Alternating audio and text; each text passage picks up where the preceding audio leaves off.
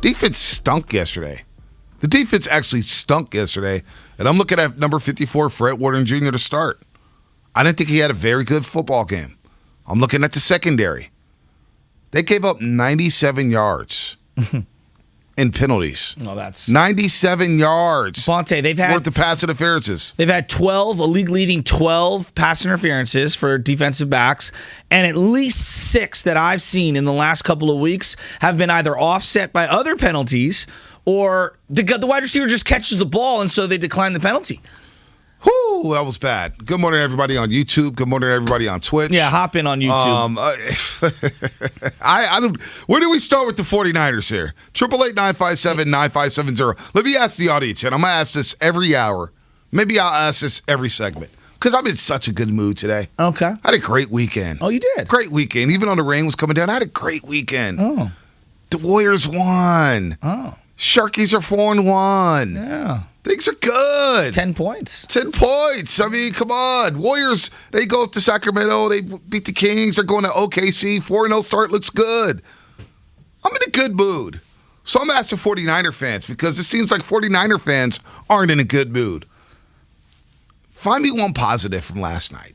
I'm going to flip the script on everybody. Oh. Find me a positive from last night and a positive that you can take with you from last night moving forward. Okay. As the Niners get ready to play the Chicago Let Bears. me give you a number one positive. Never has it been more affordable to take your family to a 49er game. Oh, my God. That's a positive. Let's just start there. Where's my laugh? Come on. Ha, ha, ha, ha, ha. All right. Look at Bonte. Look. So let's put everything out on the table here. So let's start at the top, right? Yeah. John Lynch and Kyle Shanahan. To me, if I wanted to diagnose where everything has gone wrong, I'm just going to say this sentence out loud, and this is a run-on sentence. Uh-oh. All right? North Dakota State project quarterback completes play after play in a muddied game down the field to his second-year wide receiver while DeForest Buckner sacks Jimmy Garoppolo to end the game. That was everything in a nutshell.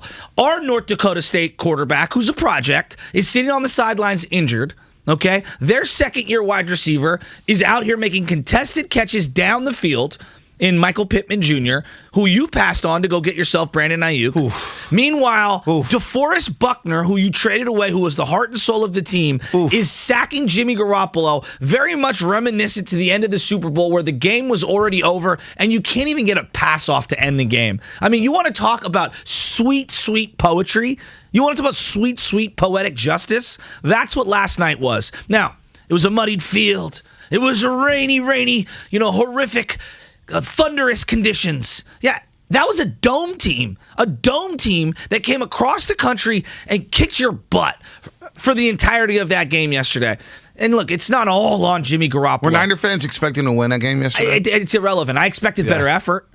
That's what I did. The effort was there. It's just not a good football team. Oh, it was? Yeah, punting? Basically punting on trying to score a touchdown before the end of the half. Well, to me, is that effort or is that on coaching? That's everything. Like, show some faith in your own team there, Kyle Shanahan. Well, I don't think Kyle Shanahan's the worst coach who ever lived, but my God, it is. Look, the reality is this, B. It's off right now. Everything is up for criticism. The quarterback's up for criticism because he deserves it. Defensive line, where they've invested 5 first-round draft picks and a second-round pick, up for criticism. Offensive line, playmakers, the health of this team. Secondary is up for criticism. Heck, the star middle linebacker is up for criticism. Everything's on the table today. The kicker that you paid who can't hit a 50-yarder to save his life, and some guy off the practice squad can hit one. Like, everything's up for criticism this morning. I'm sorry. Earth to Joe Shasky. What we saw before halftime is something that we've seen under Kyle Shanahan for the last 3 seasons.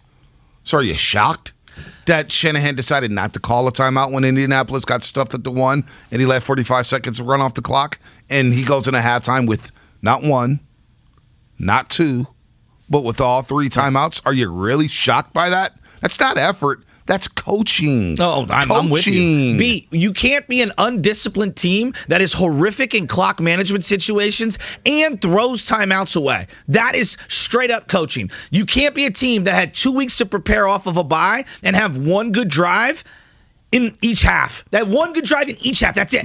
They literally had one I'm not getting drive. Look, Shasky, I'm not getting angry this morning. Well, I am. Because this is not a good football team. Yeah, it's not a good football team. They've lost 4 in a row. The quarterback is battered. Your starting quarterback is battered. He's regressed. Your second-year wide receiver is not getting any targets. I'm not even sure he's good. Brandon Aiyuk? I'm not even sure if he's good. Well, I think he's good. What? I think he's good. Well, I'm looking around the league. Kendrick Bourne balling with the Patriots. How about this one? Dante Pettis with the New York Giants. How about Dante Pettis? Not wrong. How about that? How about Emmanuel Sanders in Buffalo? Looking like a 1,000-yard wide receiver who the Niners just let walk out the building. Brandon Aiyuk yesterday. 1 target, 1 catch, 6 yards. And I see Michael Pittman Jr. on the other side, who was selected 9 picks after Brandon Aiyuk. I was like, man, Michael Pittman's good. Go get Michael Pittman. Well, he's balling in Indianapolis, looking like a number 1. If Brandon Aiyuk was on another team, would he be playing well right now? I think so. You do? I think he's got a lot of you don't just have the type of games you have last season as a rookie. I think he's better than what they've shown. I agree with you there, but I'm just saying, like, I don't know. I don't think he's a good player. No, I think the 49ers have diluted him and locked him up, saying, look, did he come into training camp in the best shape from what I hear? No. Did he work as hard at training camp? Maybe not. He had the hammy. But he's a playmaker. He's a playmaker. Well, not Get punt him the returning. football. Not punt returning. Well, he should never be returning I'm punts. with you there. That's a mistake. Look, I mean, That's they had Mohamed mistake. Sanu returning punts at the end, and then Deebo Samuel returning kicks. I don't even know. Look, right now, they've got a disaster on their hands. That's what they have. They have Shanahan and Lynch are sitting in the middle of the room like the meme, and everything's on fire, and they're like, this is fine. Starts with the head coach. Oh, and there's no question. It starts with the head coach. That's why everybody's getting equal blame. When I'm talking to people last night, talking to a slew of people, and they're, Shanahan and Jimmy, and I'm watching the game over, and I watched the first half back last night, and I watched the second half right before the show. Tried to squeeze it in during the Warriors game. By the way, Warriors 3-0. I'm going to repeat that all day. I'm going to repeat it all day long. Thank God. Warriors are 3-0, folks. And their schedule looks pretty light over the next 3 weeks. Yes. Yes. We're going to talk to associate head coach Mike Brown at 8:30. He'll make me feel good. Yes. Thank you, Holly Berry. Can you survive till 8:30? Can you survive? And Look, thank you, Sam. This is what I want. I want Niner fans to join in. 888-957-9570. I want to know a positive. No, forget that. No. I want forget therapy that. Session. No. This ain't no therapy session. We're in week 6. Week 7. Monte, the season, 6 games in. Season's a wrap. No, it's not. You've lost 4 in a row, 3 in a row at home. The quarterback cannot. I can't watch Jimmy Garoppolo anymore. It's not a wrap. I just can't watch it. The season's not a wrap. I can't watch it. There's 11 games left. Yeah, and now there's a lot of evaluations that need to happen. I would sell off every single piece on this team to recoup some draft capital. Your secondary hasn't had an interception since Jesus was walking around. All right? That's what's going on right now. Your defensive line that you've invested all of this money and all these draft capital in is mediocre. Your linebacker play, I can't even evaluate it because the rest of the team is so is so bad. This offensive line, I actually liked what I saw from Jalen Moore out there. I'd like to see him play a little more, even though he had a couple of penalties yesterday. Alex Mack's been garbage. Whoa. What a terrible signing in the offseason. Brunskill got used like a turnstile yesterday. He was horrific. I mean, I've seen Bart Turnstiles put up more of a fight than he put up yesterday against DeForest Buckner, and none of their young players is balling. And here's the thing. I love Deebo Samuel. Deebo's not enough. I am watching Jamar Chase and Joe Burrow give you the template. Young stud playmakers building synergy with your young quarterback. That's what's going on. Yeah, Deebo's good. He's not the problem. I'm saying Deebo needs to get these reps with Trey Lance. I cannot watch Jimmy Garoppolo anymore. I'm done with it. That era is done. He is done. He has put a fork in him, nail in the coffin. Jimmy Garoppolo's finished. These 4-yard passes when I need 25, I refuse to to be able to scramble, turning the ball over left and right. He's not a game manager. Wow. He turns the Let him ball know how over you left feel. and right. I am done watching Jimmy Garoppolo and his $26 million. They should have moved off of him in the offseason. They should have shored up that secondary, spread that money around. Instead, they were delusionally looking in the mirror and they're going, mirror, mirror on the wall. Who's the fairest of them all? Jimmy Garoppolo is, and we're going to go to the Super Bowl. It's not going to happen. It's not going to happen. You are outclassed in this division by every single team. Geno Smith is a better quarterback than Jimmy Garoppolo this morning. You think I'm kidding? Oh, man. I'm over Let me it. know I'm how you really over feel. Jimmy guess what? G. I'm guess over what? all the You're BS. going to see Jimmy Garoppolo play again. Oh, good. You bet not start Then Trey they're going to Lance against see Chicago. empty seats. Well, and they're going to see a bunch more 3 and outs and turnovers. Wait, time out here. It's 6:18 in the morning. Yeah, and I'm pissed. Yeah, you know what? As the leader of the 49er fan base, I'm disappointed in you. Why? I'm very disappointed in you this morning, Joe Shasky. It's week 7. They're 2-4. All right, they've lost 4 in a row. I get all that. But for you to say the season is over with Chicago on deck? I cannot watch Chicago Jimmy on deck? Garoppolo play quarterback for the San Francisco 49ers one more snap. Well, you are. Now, if Trey's hurt, okay, I guess I'm going to have to do it. Is it all on Jimmy? Done with it. But is it all on Jimmy it's not in a all monsoon? on Jimmy, but they need a change. But they're afraid to do anything. So they're what? playing scared football in an era where everyone's throwing the ball down the field but the Niners. Is that We're on allergic Shanahan? to the forward pass. Is that on Shanahan? It's on or is everybody. it on Garoppolo? It's not just a Jimmy G thing. But if Kyle is going to do this, I can't throw the ball and I'm not going to do anything with 2 minutes to go, then freaking get rid of Jimmy G. Well, you know what? That should have been the case 2 years ago. And they like Jimmy G. And maybe Trey's just not ready. And maybe Trey has more than a sprained knee.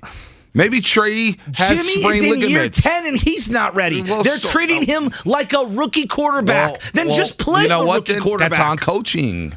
That's on coaching. I am not. That's on the front office. Look it. For keeping them around. I'm with you. That's not on Jimmy. I'm with you. Bonte, I could sit here and tell you right now, move for move, that what has been bad by this GM situation. And the biggest one, look, everyone, you got to get over DeForest Buckner. You got to get over DeForest Buckner. Hell no. Hell no, I ain't getting over DeForest Buckner. Because you know why? DeForest Buckner was the heart and soul of that defense. And Joe Staley said yesterday on NBC pregame that when he called DeForest Buckner to tell him that he was retiring, and they lost a ton of leadership with Joe Staley walking away, even if the guy was a shell of what he had used to be. When they traded DeForest Buckner, they lost their heart and soul. Heart and soul of this team. I don't care about the data. I don't care about the PFF pressures. I don't give a damn about any of that. You gave away a guy who wanted to be a 49er. It has shades of Jason Richardson all over it. No one is here saying that DeForest Buckner is Aaron Donald. But what he was for this organization in terms of culture, Bonte, I'm looking at a culture. That team, they lost that game because of culture. That team looks lethargic and boring. Wait a minute. They look like they tapped out. They tapped out. They just came on a bye week. They did not tap out. The 49ers fought. That offense? Game. They didn't tap out. Oh, my God. They didn't tap out. They got beat. That was not a team that tapped out. I didn't see a team that tapped out in red and gold. They look I didn't see it tap out. So emotionally done. That wasn't a tap out. They're down 23-18. Jimmy Garoppolo throws an out route to Deebo Samuel. Was a bad pass to the short side of the field. And Xavier Rhodes with 4 guys in the area. Did Xavier Rhodes punk Deebo Samuel? Because the guys know they got no faith in Jimmy. What it is? It's Kyle and Jimmy right now. They're full display. The lack of trust from them. 5-1-0's not lying. Mac Jones does look ready. Mac Jones is playing well. The Jets are one of the worst teams in the league. Mac Jones, the Patriots are not 3-4 because of Mac Jones. Mac Jones done the job. You lose back-to-back games to the Cowboys and Bucks, and you barely lose overtime. 888-957-9570. Shasky's blowing his top already. It's 6:22 in the morning. I'm going to ask 49er fans. I'm done with it. I feel good this morning. I'm in a great mood. Great mood. I'm getting older. I'm getting wiser. I'm becoming more mature as a young man. Baby Chaz has that going on for me.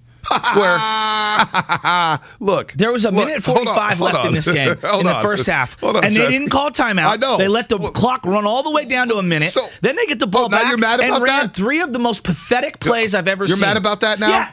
You have nothing to lose. Well, you're in the middle of a 3-game losing streak. You're in the middle of a monsoon. I'm watching Indianapolis go, 1-2 drop step. Let me just throw 3 flies up. That's our offense. 3 flies up. Because you know why? Josh Norman's going to pass interference. Mosley's going to pass interference. And Tartan Ward haven't made an interception since 2016. So there is nothing to worry about. But the Niners, we're scared. We're just happy to go into the break down 1. Earth to Joe Shasky. Scared football. You had nothing to lose in Super Bowl 54 when you didn't call a timeout. Yeah, I'm with you. And you let clock run. I'm with you. And people said I was the crazy one. They said I was the crazy one.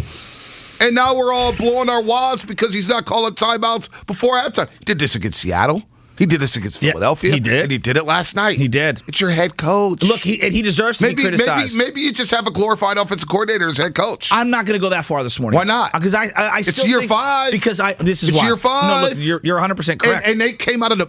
Listen to this. It is year 5. They were in a bye week last. They were on the bye. I'm willing to grant him benefit of the doubt till I see Trey Lance for a full year and a half. They were on a bye week. That's me. They were on a bye week. And they look terrible. And you came out of the bye week looking like that? One great drive. That's on the coach. I'm with you. That's on the coach. But here's the thing. Because when you scheme up things, and then after you scheme it up and the scheme's over, they look ordinary. Yeah, but I also think not only does Kyle Shanahan deserve the brunt of the blame, it's the way they built the team. The team right now is not good. So you know I heard what? Stephen Langford, they think they're a good team. They're not good. Don't think they're a good team. I think they're a crappy team. They're not good. They're you know playing what? a 6th-round running back who I think has shown flashes, but I don't think he's a hog. He's not one of these going to be an all-pro. They've got nobody in the secondary, all right? Their defensive line is invisible outside of Nick Bosa for long stretches of the game. They've invested heavily on the offensive line. They have very little to show for it. They have an offensive weapon in Deebo Samuel. They got another guy who has more missed games than he has touchdowns in the last 4 years in George Kittle. And the other guy, Brandon Aiyuk, can't even get on the field. And their $26 million quarterback, he stinks. Well, he just stinks. Here's the problem. You give Jimmy Garoppolo all the money and you don't build a football team around Jimmy Garoppolo. How about you give Jimmy Garoppolo a fair chance? He walked into 2019 with Deebo Samuel as one wide receiver and Kendrick Bourne as the other, and George Kittle. And he helped take this team to the Super Bowl. And yet, you didn't build around Jimmy Garoppolo. You didn't give him a fair shake here. And he walked into 2020 with Kendrick Bourne, Dante Pettis, and Trent Taylor as the starting wide receivers. All right? Has Jimmy been great? No. Has he been good? Not often. But is it all on Jimmy? No one's saying it's all on Jimmy. It sounds like it. No. Sounds like it. Jimmy is mediocre. Jimmy is mediocre. We got to give Shanahan 5 years? We've seen 5 years of this. It's not. Now I got to see another 2?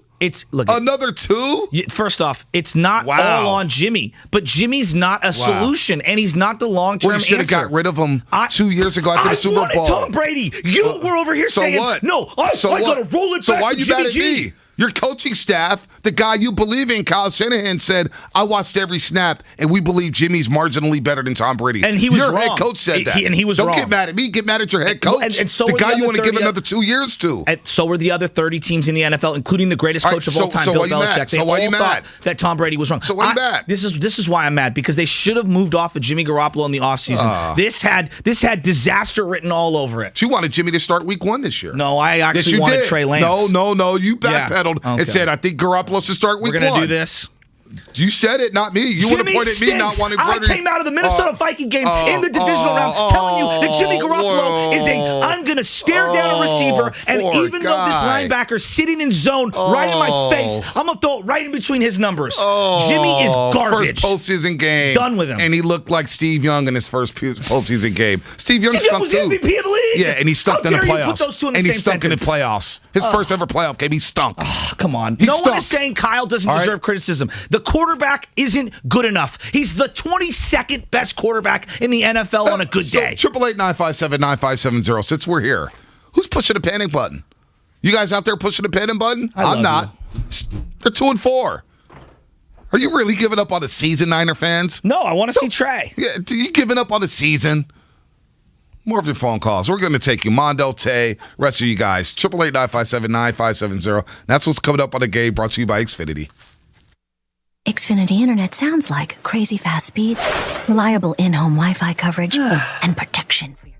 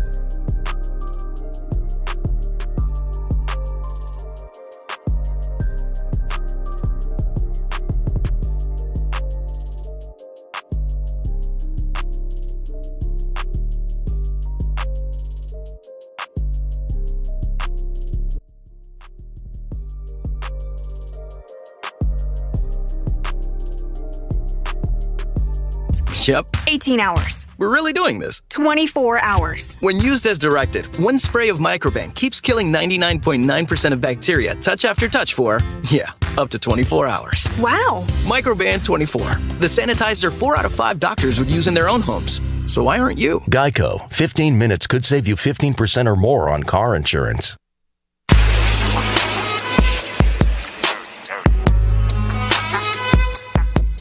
Now, back to the Morning Roast, presented by Timeless Coffee with Bonte and Shasky.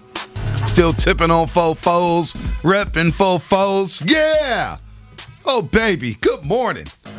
Good morning, everybody out there on YouTube and Twitch. Good morning to all the roasters out there on the roadways. Drive safely. Good morning, good morning, good morning. Warriors are 3-0. Niners are 2-4 after losing their 4th straight. And I'm just begging Niner fans. I don't want you to start the week off angry. You don't deserve that. We just got off a pandemic. It's a Monday.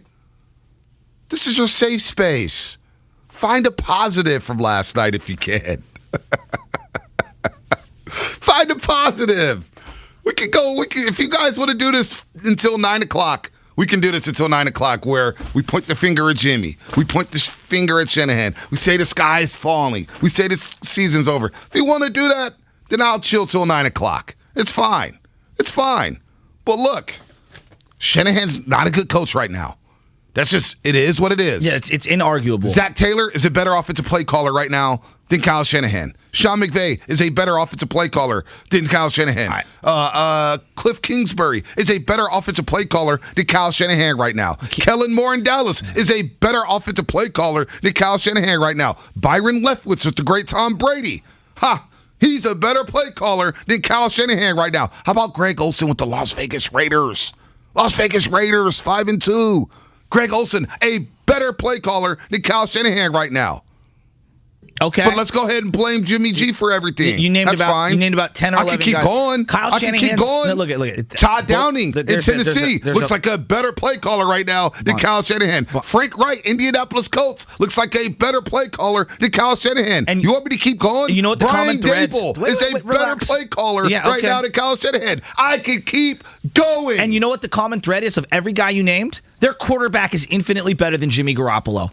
Okay? So as much as I want to sit here and absolutely crush Shanahan, he's not been good. I can't defend him this morning. The personnel decisions, not even suiting up the Amon or Lenore, when I look at this secondary, I mean, what are we doing? What are we doing? But, Bonte, I cannot sit here and say to you, everything is on Shanahan. Yeah, a big part of it. You're the head guy. It falls on your lap. Is it the personnel decisions on him? Bonte, there's no question. He deserves a huge slice of the pie. But I think a lot of what you're seeing in terms of play calling, if you're going to go play calling on me, Jimmy Garoppolo, he limits your playbook. This thing about Trey does less than what Jimmy does in the playbook. This is the playbook for the Niners. Misdirection, bootleg, short little dump off. Misdirection, bootleg, short dump off. Play action, crossing route. Play action, crossing route. Play action, crossing route. They run 3 plays. Hold on, I got to read this text. This is comedy. 209. My positive is I'm going to get more done on Sundays. I'm not sitting through another 49er game. Really? We tapping out like that? Yeah. Niner fans, you want to blame the Niners for tapping out? They're going to tap out on the season. They tapped out on themselves when they didn't want to go for it. When they didn't want to go for it with a minute to go, I was like, "What are we doing? You're on a 3-game losing streak. You're at surprised? Home. You've lost 2 in a row at home. You have nothing to lose." You sound surprised. No, you know what it is? It's not surprised. I'm exasperated. I'm at the point where I'm completely flabbergasted with what I'm watching. They should be embarrassed. They legitimately should. There were 50,000 people that showed up to that stadium in horrific downpour. They deserve better than that. You and I are both season ticket holders. I pay a lot of money, a lot of my hard-earned money to go out to these games and have a good time and have fun. That's not fun. You got to meet me halfway. This is a product that people are consuming. This product right now that people are consuming, it's not fun and it's not watchable. It's the product that Kyle Shanahan created. It's a product he created. I can't deny that. Personnel decisions. I can't deny that. But there's a reason they traded heaven and earth to go get a new quarterback. Okay, so I'm going to grant them an opportunity to play Trey Lance before I just run Kyle Shanahan out of town. To me, I'm running Jimmy Garoppolo out of town. I'm not running anybody first. out of town. Well, I'm not running anybody. There's a lot of guys I want to run out of town. Jimmy Garoppolo's gone. Yeah, he's gone. Totally. But he shouldn't have been starting in week number 1. Trey Lance has been the best quarterback in Santa Clara since day number 3 of training camp. And Trey Lance should have started in week number 1. But now we're here. And Trey Lance has a sprained knee because Shanahan decided, you know what, I'm going to run quarterback powers 10 times with Trey Lance. You heard Baldy last week. This team did not help Trey Lance in Arizona. The head coach did not help Trey Lance in Arizona. I want to get to the phone calls. Yeah. 888-957-9570. Let's start off with Mondo, man, in Fairfield. I love setting the tone for the week. Or Mondo, who's Dodgers. They lost on Saturday. Thank God. Dodgers. Mickey Mouse ring, no more. You're gone. What's up, Mondo?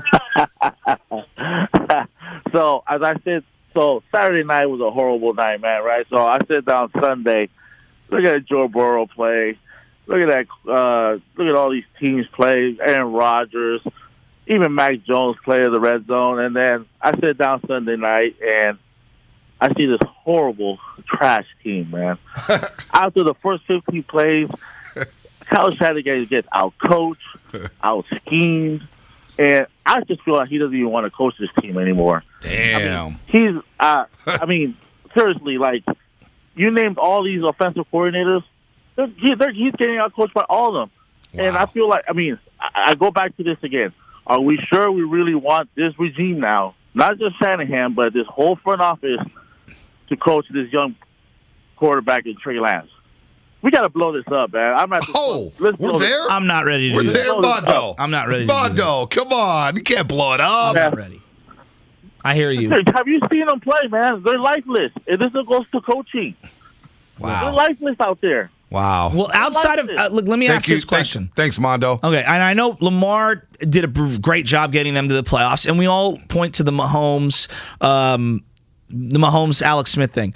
Name me a very smooth transition at quarterback outside of those two, at least in recent memory. I know Aaron Rodgers sat for a bunch of years. Right. Favre was still really good. People forget the Jets got off to like an ain't no start or whatever. People were like, oh my God, the Packers made a horrible decision. But like usually when you go through these transitions, it is clunky and ugly, right? Like Always. So I think the roster isn't that bad, but they have some specific flaws that are crippling. They're Achilles heel right now. The secondary it's unwatchable. I mean, Bonte, it's 3 flies up. If I'm playing the 49ers, here's what I'm doing. I'm going to run the ball to keep you honest, and then I'm going to drop back 2 steps and just airmail one up, and I'm going to say, I dare Jaquaski Tart, Emmanuel Mosley, Josh Norman, Drake Kirkpatrick, all of these. I dare any of you to not make contact 30 yards down the field. I don't think you can do it. And you know what? Time and time again, the 49ers have proven they can't do that. They can't even turn and locate the ball. It's automatic 30 yards. That is an Achilles heel. 925, Bonte, you are hella annoying this morning. Yeah, the Warriors are doing great, which is awesome, but they're going to Game 4. We've been dealing with this crap every year with Shanahan other than 2019. You want us not to panic when this has been the same crap over and over? You still think you have a chance? You're crazy. Well, do I think the Niners are a good team? No. But mathematically, they still have a chance. I mean, you're playing the Chicago Falcons Bears. Are in the 7 hole right now. Exactly. That's why you have a chance. 7th spot for the playoffs. That's why you have a chance to make the playoffs. So the season's not over. But that's why you need to make a move. You need to make a move. I just can't watch. Not over. I can't watch Jimmy anymore. But I just again, can't. Shanahan hasn't won anything without Jimmy Garoppolo. And you know what? This is on Shanahan for being in this position today. This is on Shanahan. Your first ever draft, Shanahan. You had a chance to take Deshaun Watson or Patrick Mahomes. And you decided, nah, we're going to pass up on those 2 guys, take a defensive tackle, and then we're going to draft C.J. Beathard in the 3rd round. And once we figure out that 8 weeks into my first year as the head coach of the 49ers, oh, wait, CJ's not going to be a good quarterback in the future. We need to make a trade. Oh, Bill Belichick on line 1. Hey, do you want Jimmy G? You make the trade, you give him a boatload of cash, $137.5 million. This is on the front office. They've created this. But I'm not saying let's blow it up. No. You still got premium players. No, but it's not about that. You can't start over. First off, you can't give Trey Lance. You got to allow these 2 to work together. Like, no. I'm not allowing Shanahan to get run out of town. I know everybody wants to go. The whole national media is going to say, Shanahan's an OC. Like, that's what they're all going to say. But you know what, today. though? I'm not letting this fan base run Kyle Shanahan out of town. But does he look like a good head coach right now? No, he needs to have a long look in the mirror, B. Him and John Lynch. Like, there's no disputing that they underestimated certain things when it comes to personnel. There's no questioning that. Can I ask you something? When is the last time this offense looked creative? New Orleans through Seattle, that stretch at the end of the year. 2019? Yes, in 2019. So it's been over 2 years. I agree. Look, and over that same time, throw the backups out of the window. Over that exact same time. And again, it's not all him, but here we go. Jimmy Garoppolo, the guy that you've given the most amount, he makes 2.5 times what the next highest paid player on the team makes, okay? He is 5-6 in the regular season in 2020 and 2021. He has more turnovers than touchdowns. But it's all on him. And the team, it's not about all on him. Deebo's been hurt. Yeah, Kittle's been hurt. Aiyuk's been hurt. Line has been hurt. No doubt. Defense has been banged up. We say we can't give Jimmy credit for his record when he was winning games, so let's not give him credit. 2019 is the aberration, Bonte. We got to stop talking about 2019. 2019, he was part of a good he had moments. No one's saying the guy is the worst player in the league. We're saying for this team, they can't Band-Aid it up anymore. Right. Like, enough is enough. Boy, Shanahan getting a lot of rope around here. 5 years in, and people are already saying, blow it up with Shanahan. I'm not there. Damn. No way. Download the Odyssey app. Gotta the see new him, Odyssey Trey. exclusive station on the Odyssey app. Brought to you in part by Macy's, Geico, and Coke Zero Sugar. Ron, Tay, Adam, Frank, Rich. We're going to get to you after the break. It's going to be a fun show. It's going to be a fun show here on Monster Monday on 95.7 The Game. Are you curious about who offers the best deals on top-rated Samsung, LG, and Sony TVs? The answer is surprising. It's not online, and it's not the warehouse clubs. The best deals on top-rated TVs are at Video Only. Don't believe it? Then check out the trade-in deals at Video Only. How about $500 for your old TV? Try doing that online before you buy that new TV.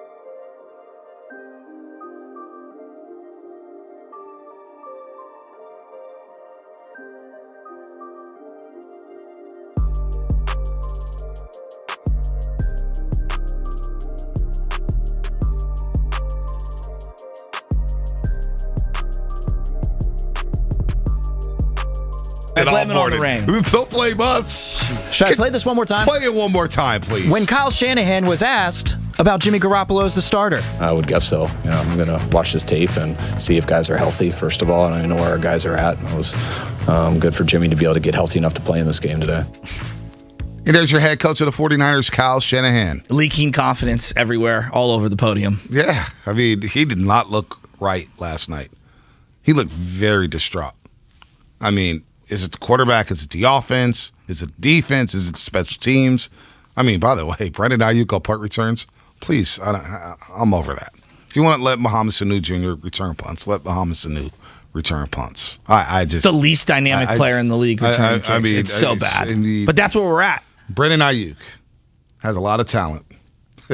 Went to the game yesterday.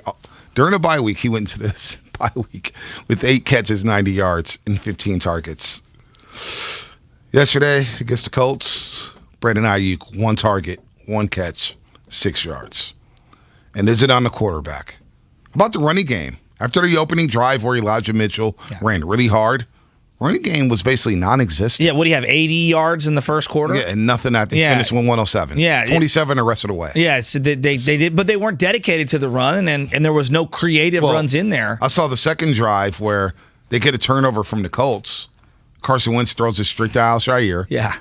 And the Niners it was run like a flip play. Right. I don't even know what he was doing there. And the Niners, they ruled it a fumble afterwards. Yeah, that was it stupid. was weird. But the Niners run 3 straight plays. And on 3rd and 2, they run a little gun run that they always love, and they get stuffed in the backfield. Now, the Colts, give them credit.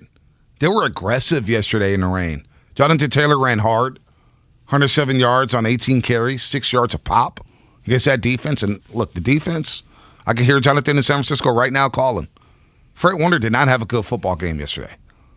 He's a big money player. He did not have a good football game yesterday. I don't care what PFF says. I don't care what the analytics say. I saw a guy shooting the wrong gap. I saw a guy missing tackles. That can't happen if you're Fred Warner Jr. All right? We got to share the wealth if we're going to blame just the head coach and the quarterback. Got to blame everybody. Offensive line, Alex Mack, not good enough yesterday. Not good enough. Javon Kinlaw, inactive. Not good enough when you can't play. And you have less career sacks than Kentavious Street. That can't happen.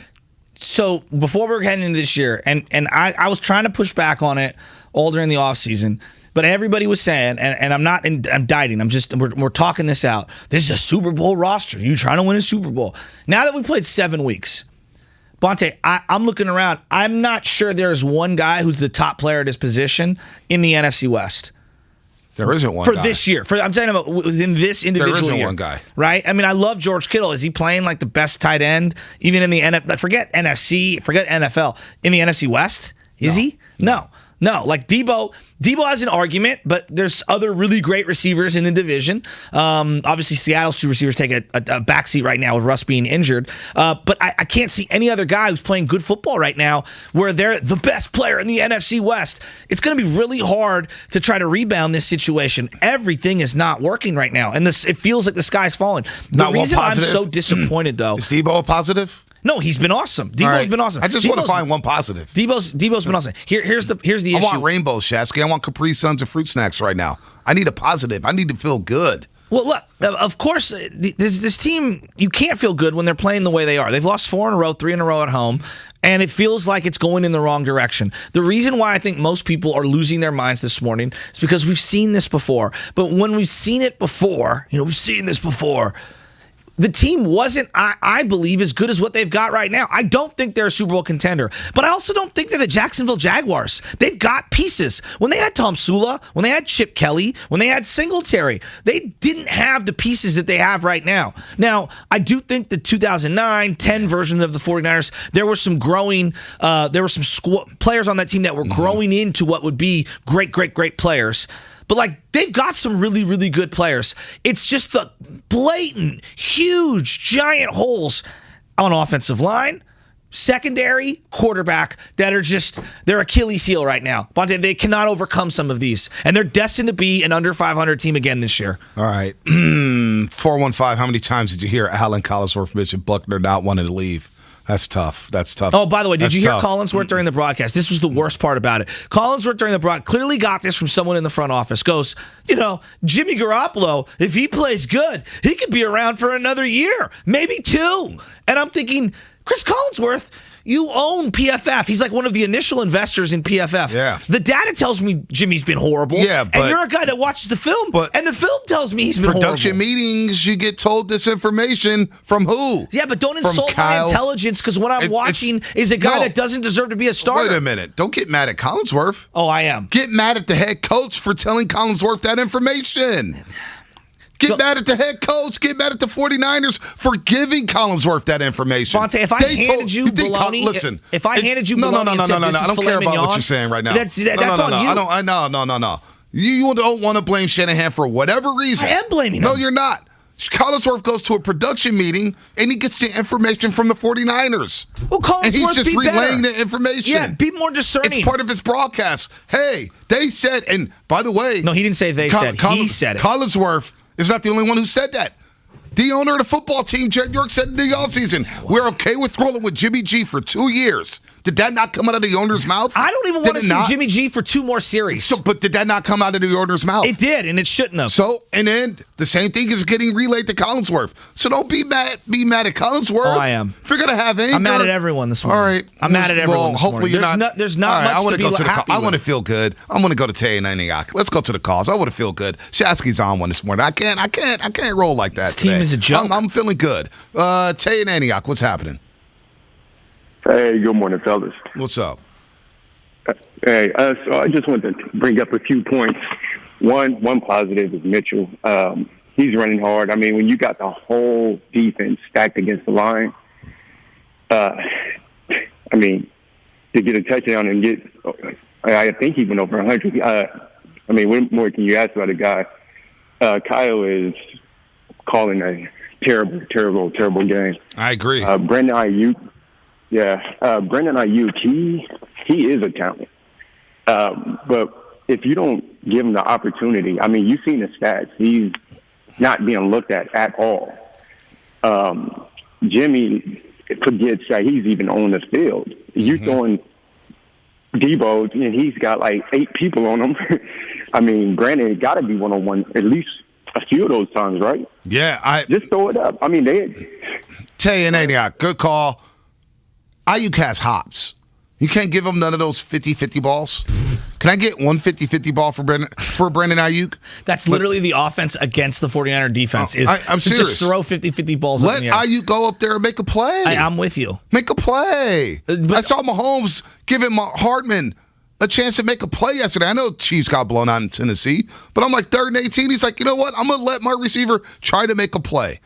Brandon Aiyuk is not this bad. 9 catches on the season for 96 yards. No, he's not that. I agree with that. 6 games in, Brandon Aiyuk has 9 catches for 96 yards. That is laughable. Bonte, I don't know what to say. But what other, let me ask you this. What receiver has been balling out with Jimmy G? We always go, George Kittle. George Kittle had his great year when Jimmy G got hurt. Deebo Samuel. Jimmy's played in 3 games with him. Yeah, he's had a couple of moments with him, but like. Deebo Samuel. I mean, I don't know. In 2019, Deebo Samuel. I don't know. Adam, let's go to Adam in traffic. Adam in traffic. What's happening? Hey, guys. Vontae, sorry, probably not going to bring the joy this morning. I was actually at the game last night, sitting in the rain. Not the greatest show I've ever seen, that's for damn sure. But, the blame's got to go all the way around. And the tough part is we've been looking at this for the last, 3 years in the face with our draft classes and missing in the top 3 rounds every year, it seems like.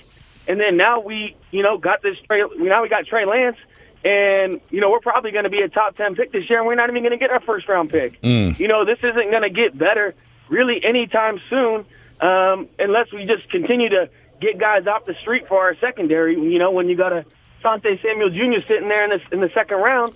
And instead we get an O lineman who's not even dressing. Wow. Like John Lynch. Like, wow. You got to do something, man. Like, this is insane. This isn't. You've missed way too many times to still be in your position. And don't get me wrong. The play calling was terrible last night. Run, play action pass. Run. Everyone knows what's happening in the stadium. It's like how you guys make Carson Wentz look like a damn MVP and give up 30 points in the pouring rain is ridiculous. Yeah. Ridiculous. You know? Great call, Adam. Well, great call. Be Wentz safe out there in plays. traffic. I want to touch on something that he brought up, the draft class.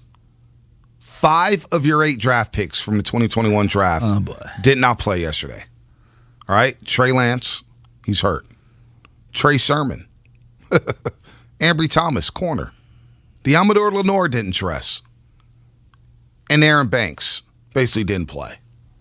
5 of your top 8 draft picks. Now, you want to go a year before in 2020? Colton McKivitz, he's gone. Cut off the football team. Charlie Warner, it's okay. Oh, Charlie Warner made a nice block yesterday, which was like the first good block he's had all year. Jawan Jennings, 7th round pick. Brandon Aiyuk, we just read off the list. 9 catches, 96 yards, 16 targets. A curious case of Brandon Aiyuk. And Javon Kinlaw has knee issues. He may go on IR.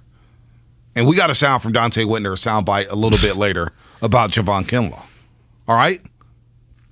Lynch, Shanahan, and these draft picks have not been good. Let's go to Frank in Fort Worth, Texas. Frank, what's happening? You're on the morning roast here on 95.7 The Game. Good morning, fellas.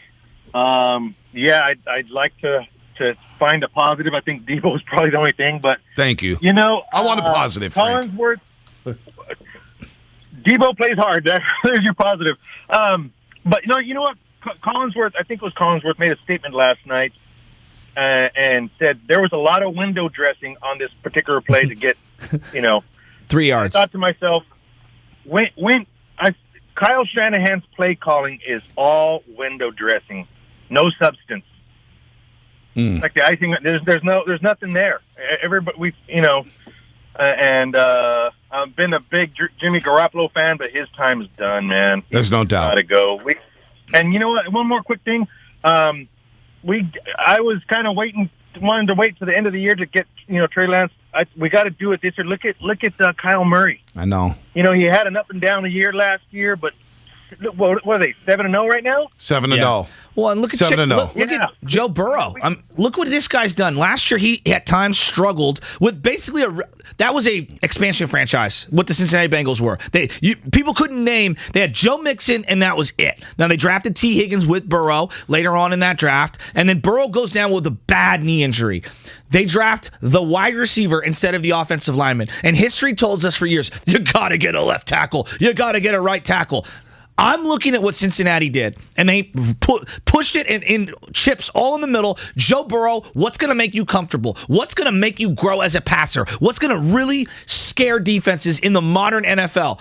And that looks like a grand slam. Cincinnati is one of the funnest teams in the league this morning because they have Jamar Chase, T. Higgins, Joe Mixon, and Joe Burrow. And they look like they are building a monster on offense. And look, it would have been stupid for them to draft a left tackle because Jonah Williams is their starting left tackle, and he was a first-round pick in 2019. So they had their left tackle. They needed playmakers to build around Joe Burrow. And you know what? Jamar Chase is a pretty damn good playmaker. He looks like a superstar. He is a baller. He looks like he is a superstar. I think the bigger thing for me is... And the Bengals have 2 first-round picks on that line and a second-round pick. So their line is a little bit better than advertised. They got him killed in his rookie year, though. Not a lot of weapons. And he's a rookie who holds onto the football. But this is going back to my point. You play Trey Lance because he needs to play in games and build rapport on the field with... If Aiyuk's going to be your guy, then Aiyuk needs to be out there. Deebo needs to be out there. Trey needs to be out there so they can build on something. You're not building on anything while he's running the scout team offense. I agree. You're not building when he's throwing to guys who aren't going to be on this team. Like Travis Benjamin, him throwing to Travis Benjamin at practice does nothing for him throwing to Aiyuk and Deebo in the game. Well, this is why he should have started week number 1. I'm over it. Should have started week number 1. 888-957-9570. You're listening to 95.7 The Game, KGMZ FM and HD1 San Francisco, and Odyssey Station, brought to you by DuckDuckGo.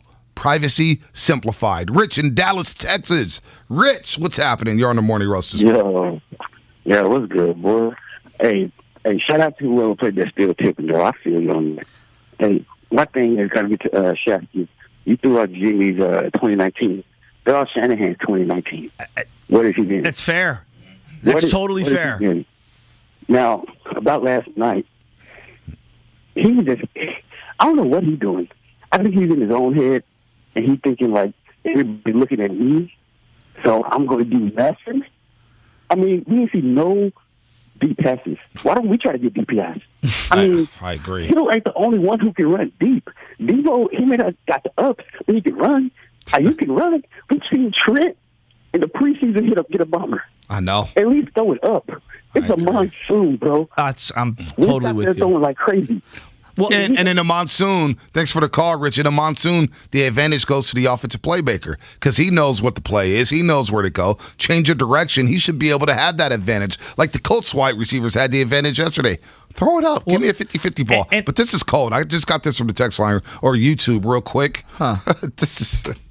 I can't believe I'm about to read this. Dante Pettis has more catches and the same amount of targets with the New York Giants as Brandon Aiyuk in 2021. Yeah, 10-9.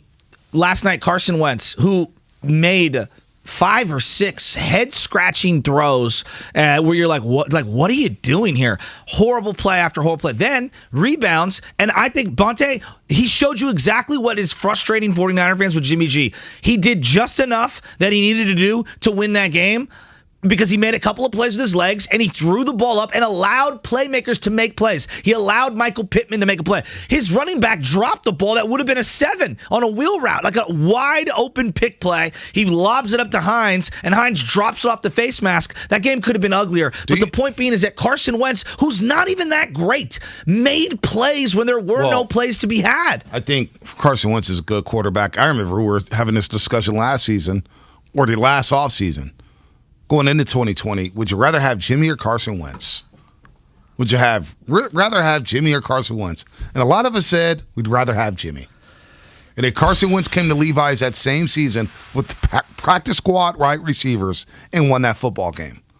It's not good. So I'm going to ask, instead of just, I'm so sick of the whole Jimmy, Shanahan, we beat that over the head. I want to ask the fan base, do you have faith in Shanahan developing this talent that is Trey Lance and Brandon Aiyuk? Can Shanahan develop them to where 2 years from now we're saying, oh boy, 2021 was an outlier? The fact that Shanahan's going to get another 2 years is laughable in itself when you consider one postseason appearance, and folks have already given up on the 2021 season, which makes it 4-5 and where you're not going to the playoffs. And if 2019 is an outlier for Jimmy Garoppolo, then you know what? 2019 is an outlier for Kyle Shanahan. That's fine. I think that's fair this morning. Come on, man. That's where we're at. And there's no doubt. He has no heat on him. Ron and Hayward. He has heat on him. Everybody's crushing him. Everything's up to be scrutinized this morning. Shanahan ain't going nowhere. Ron and Hayward, what's happening?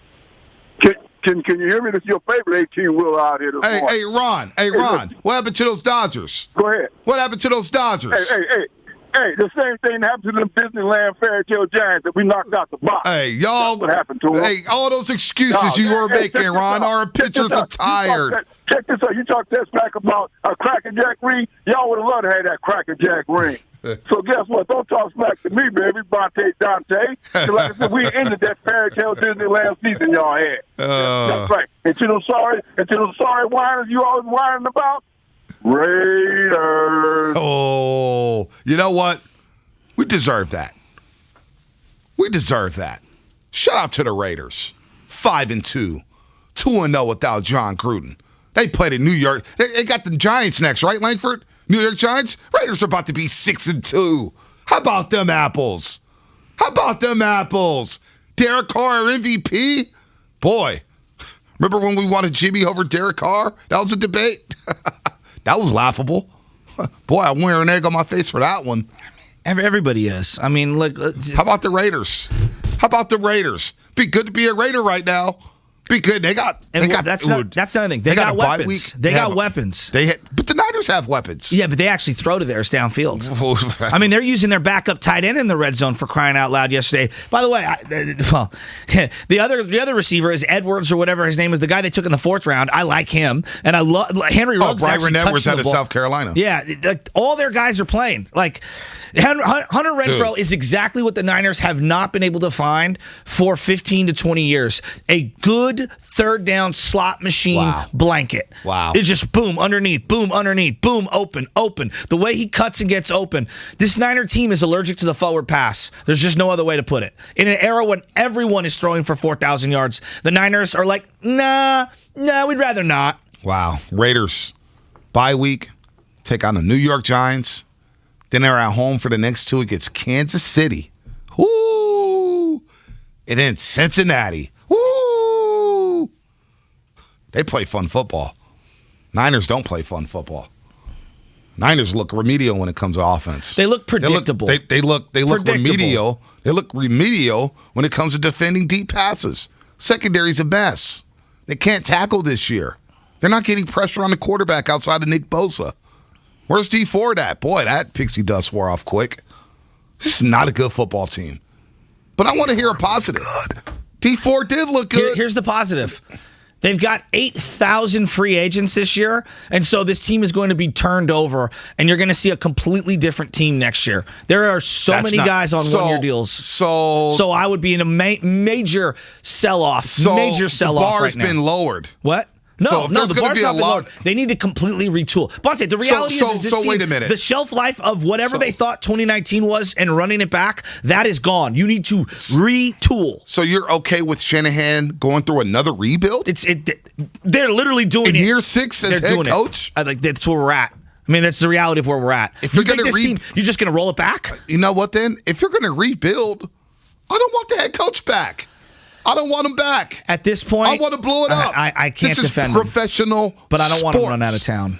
This is professional sports. Who are you going to find better? Your engine! What about Brian Dable? Brian Dable. What about Lincoln Riley? Did nothing until Josh Allen showed He up. helped develop Josh Allen. You got to give him some credit for that. Josh Allen also works with this quarterback guru from Fresno that everyone talks about. I don't know. I don't know, Shasky. He doesn't look like a good play caller. Bad franchises constantly turn over the head coach thinking that they're going to change the culture. So instead, keep a guy long. Keep him longer here. If you're gonna, you want to go. I'm want sitting 49er with the losing fans, hand this morning. You I want understand 49er fans? No, it's not even about that. 49er fans, and shout out to the 49er fans for going down to Levi's Stadium and sitting there in the rain. Sitting in the rain, watching that game, cheering on their football team. And you want 49er fans to spend money on tickets and go through another rebuild? Well, look, you can go first, you can go last to first in the division. Every year, some team does it in the NFL. I don't think you could keep Fred Warner and Bosa and Trey Lance and Deebo and Kittle. Hey. All these other random pieces. No one's killing themselves for Josh Norman, all right? Newsflash, America. Nobody's killing themselves for Jaquaski Tart and DeFord's 7 snaps. Like, this thing, you move off of these 35 free agents that are going to be free agents at the end of the year. None of these guys are desirable. They need to shed salary, get anything back that they can. 4th, 5th, 6th round picks, and in fact, their 4th, 5th, 6th round picks are actually outperforming all their 1st through 3rd round picks. So at this point, I want more pulls at the later round picks because I don't have a lot of faith in the top picks. Hey, we're going to get to Big Jose, Richie Rich, Chambry, Big James. Big game, James. Dude, YouTube is Aaron. firing right now. We're going to get to everybody. Search 95.7 The Game. Listen to us on the Odyssey app. Search 95.7 The Game. Hit subscribe on both. We're also on Twitch. Anybody want to feel good? You want to talk Warriors? They're 3-0. Mike Brown's going to join us at 8:30 to talk about it. Warriors are 3-0, folks. They got OKC on Tuesday. I feel good about the Warriors. Aren't they playing like a last place team right now? Who, the Warriors? The Niners. The Warriors are playing like a top 3 team in the West. Of course, the Warriors are playing good. Thank God for the Warriors. There's a time and place for them. Right now, I'm asking about the Niners. Are the Niners a last place team? Niners are a bad football team. There you go. Everybody's bad. And bad. Everything's on the table. Your phone to be calls criticized. coming up here in the morning roast. We're on fire right now. 95.7 The Game. If you can't, if not, everybody out there listening on Odyssey app, tune into the Odyssey app. It's going down here on the morning roast. Switching and saving with your local Geico agent sure is easy. Even easier than binge-watching a bad TV series. You watch one just to make fun of it.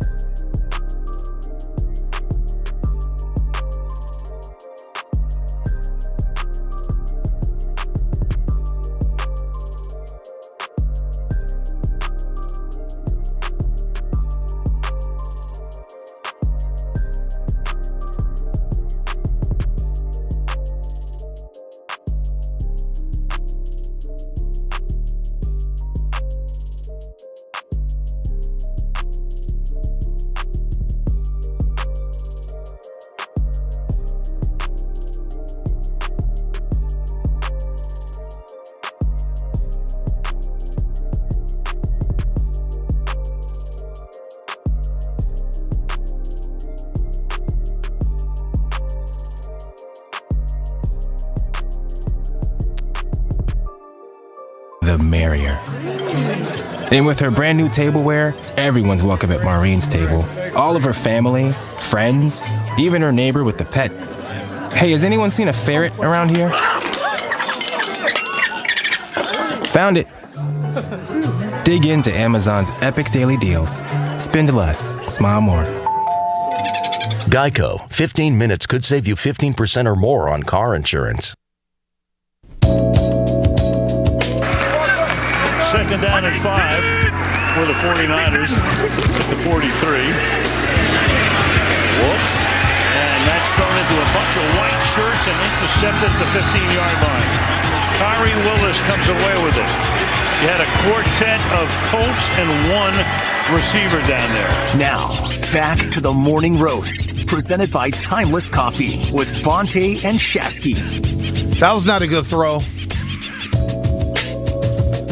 That was not a good play. Niners lose their fourth straight. They're now 2-4 on the season. Travel to Chicago next week and take on the Bears on Halloween. And Shanahan says that, Jimmy's probably still going to start. He guesses that he will still start. How do you feel about that, 49er fans? And let me ask Niner fans this. Do you trust this coaching staff to help develop talent? Do you trust this coaching staff to help develop Trey Lance and Brandon Aiyuk? One thing I was just talking to Kyle Madsen about, producer of Willard and Dibs, is he said, and this rang true.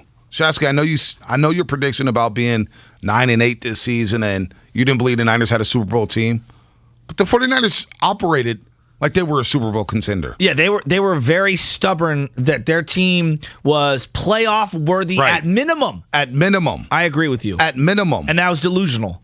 And it looks delusional. It does. And it looks bad. And so now, when you move into the offseason, they'll have a little bit of money because Jimmy Garoppolo will be off the books. Yeah. Unless Collinsworth and Jed York are right, and they're saying we're going to keep Jimmy for 2 years. And we can't do this for 2 years. We just D4 probably be off the books. Yeah, which they kind of like offset some of the money, but that's a significant amount of money. He's a top 10 paid player on the team. And by the way, that song right there brought to you by the Odyssey app. Don't forget, download the new Odyssey app. The exclusive stations on the Odyssey app, you can find everything on there. Hip-hop, R&B, alternative rock, everything. Brought to you in part by Macy's, Geico, and Coke Zero Sugar. Also, the segment is brought to you by, or sponsored by, Exergen Thermometers. Accuracy matters. Fever is a leading sign of COVID, so make sure you have an accurate thermometer. The Exergen Temporal Scanner Thermometer, backed by science. It's the accurate thermometer you need. It can trust. Be vigilant and learn more at Exergen.com. Boy, let's go to the lines. Richie Rich and Livermore. Lines are packed right now. Let's hear from 49er fans. Then I want to hear from Warrior fans at some point today. Because I want to be positive. I want to feel good walking out the studio. Where's the 3-0, folks?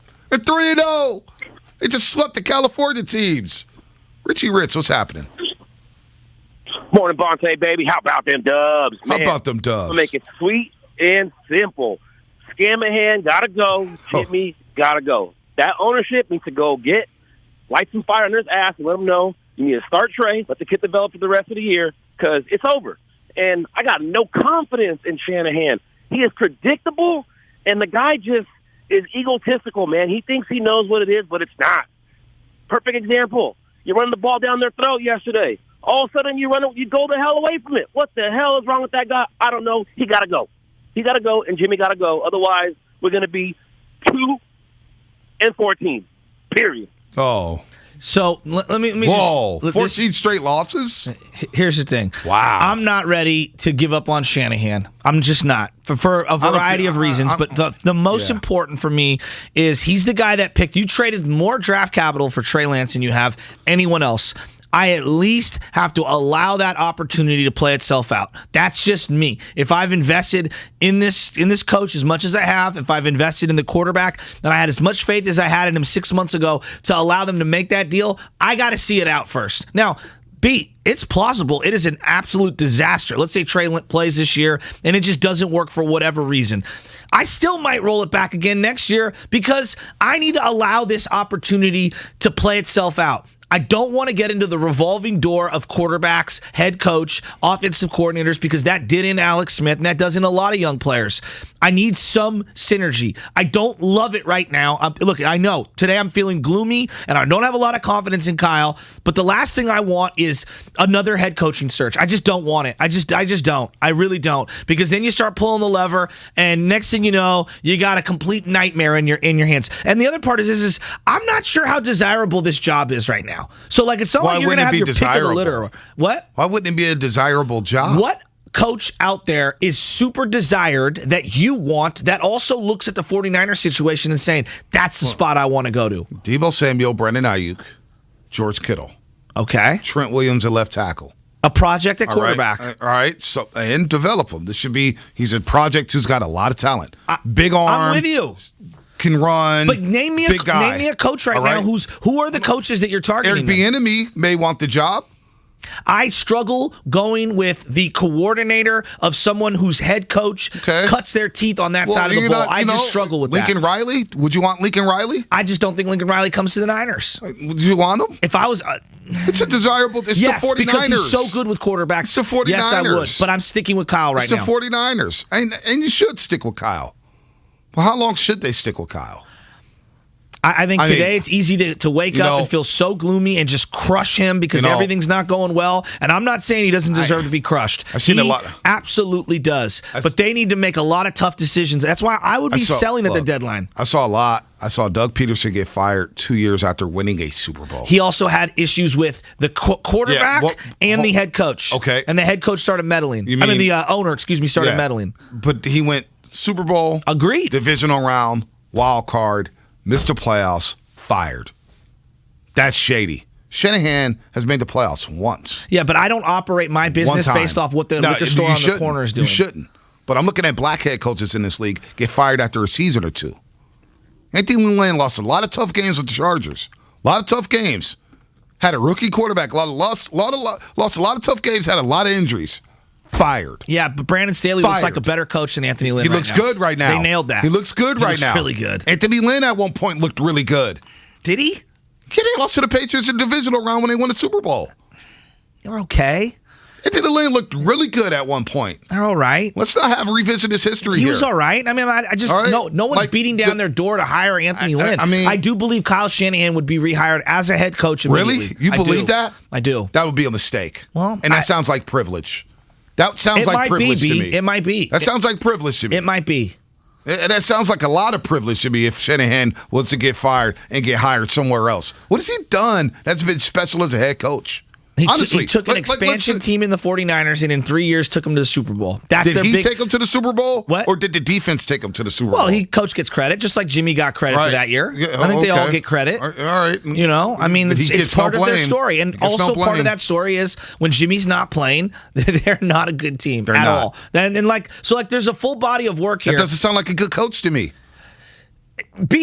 Right now, the record tells you he's not a great coach, but I'm still sticking with him because I'm literally going off my gut instinct of I don't want to go through a head coaching search, and I want to see Trey Lance and Kyle Shanahan get their opportunity to be together. You can't just move off of Kyle Shanahan before you see the Trey Lance card. I got to see what it looks like together. You know, that's his hand-chosen guy. 650, one positive. We're asking about positives, or I'm asking about positives.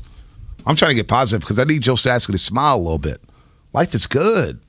We're on the airwaves. Warriors are playing good. I need Joe to smile a little bit. Here's a text from the 650. Here's a text from the 650 that'll make you smile. Give it to me. One positive is the Niner cornerbacks can tackle really well. Unfortunately, they tackle the wide receivers when the ball is still in the air. So let me play you How about that? Yeah, on the 49er cornerbacks. And I want everyone to line them up. 888-957. They're lined up. 957. They're here. Let's hear. I got a voicemail during the middle of the game yesterday. I refused to take calls. Listen to this voicemail. You know, the defense has played pretty well, but could the defensive back please make a play? You've had almost 100 yards in PIs against you. Josh Norman, we bring you in to get the pick. You had two right in your hand. You can't get the ball. What are you doing? And then you get a pick, you get a PI against you. You're killing us. Somebody on a defensive back make a play. That's cleaned up. I thought there were a couple of swear words in there. That sounds good. Whoa, thank goodness. Thank goodness. My dad is not feeling the DB play. Bonte, that's the Achilles. Look, the Achilles heel of the defense right now is the secondary. There's no other way around it. I don't want to hear, Tart and Ward, they play really good together. Oh, my God. They have no picks. They never make any plays on the ball. Ever. The last time either one of those guys had an interception was in 2016. Now, Josh Norman off the street, 30 other teams, no one wanted to take a look at Josh Norman. Niners, you're our top cornerback. You're our second best cornerback. Emmanuel Mosley showed a couple of flashes yesterday, and then again, tackling guys, bear hugging Michael Pittman in the end zone. It's just the secondary is so bad. It's so bad right now, B. It's so bad. Are you okay? It's literally a three flies up offense going up against this defense. You ever played three flies up in the street? Of course I have. Go deep. I'm going to lob it up, and I guarantee you a 49er DB is going to tackle you. Wow, that was funny. Do we have another one from my dad? That is hilarious. Okay. Oh my God, it's so bad. Like, you're losing it right now. 2-4, the Niners have lost 4 straight. Can they fix this season? Are you like Joe? Are you done with the season? Because I'm not. I'm not done. No, I'm done with Jimmy you said stick a Garoppolo flag under in center. it. You said stick a flag. I'm just. Yeah, I'm saying right now, the way I would operate the team, I'm dead serious. This morning, I wake up and I say to myself, Jimmy cannot play. If Trey's healthy, Trey's playing the rest of the way. Aaron Banks is playing for Brunskill. I don't care if Aaron Banks is the next Chilo Rashal. I need to see him play. Diamondor Lenore is playing. Hufanga is playing. All my picks are playing. Be damned. I don't care about Mohamed Sanu's feelings. I don't care about Kyle Shanahan's feelings. I am coming down from the owner's suite if I'm Jed York, and I'm saying, you're playing Brandon Aiyuk, goddammit. You're going to play Diamondor Lenore. You're going to move off all these bums. You're going to trade anything you can. Get me 3rd, 4th, 5th round picks because you have no draft capital in that cupboard right now. You need to play the rookies and just see what we have. Oh, man. Do the 49ers win that game if Trey Lance starts? I don't care if they win the game. What do you mean? Whoa. You don't care if they win the game? No, because it's all about development. I told you, the minute you drafted the quarterback, it's about getting him up to speed. Joe Burrow struggled last year. Kyler Murray struggled his first couple years. It's not about winning the game now. No, it's about the quarterback. This is now about when you make a move as monumental as the 49ers did, there needs to be an organizational philosophy shift. We have to go from, we're a Super Bowl roster that can hide our quarterback to everything we do from here on out needs to be about enabling Trey Lance to be the best version of Trey Lance. If Trey is anything other than a Pro Bowler, they're all gone. They're all gone. Whether that happens a year from now or 4 years from now. And you got that's the reality. And you got Mac Jones playing well in New England. Boy, that's not going to look good. That's not going to look good. Oscar EPA 650. One positive is so far I haven't gotten sick from sitting in the rain watching Shanahan call that stupid game. Well, I'm glad you're not sick, Oscar. Good to see you at Chase Center last Thursday. Let's go to Big Game James in a 415. Big Game James, what's happening? Hey, what up? A lot of people, they ask, what's the team's, identity, the 49ers' identity. Dude, forget identity. This team doesn't even have, a soul at this point. That's exactly right. Brandon Aiyuk, I'm getting Dante Pettis vibes now, one target. Hey, Big Game James. Big Game James. Dante Pettis played well for the Giants yesterday, and he has one more catch on the season than Brandon Aiyuk. Exactly, and that makes me think about Shanahan, because they kind of gave up on Pettis, and then they dealt him, and the guy had to buy his own ticket to go to the Super Bowl, whatever. I don't know. At this point, Jimmy also doesn't have any value, and that's also concerning. And I don't know, man. At this point, man, I'm just I got to look at Kyle, man, and his track record as it speaks right now, it's super hollow. Yeah. Thanks, guys. Good call. And James, let me to go further on what you just said there. This narrative all offseason, they're going to shine up Jimmy G, and somebody's going to want him in the offseason, and you're going to get something back for him.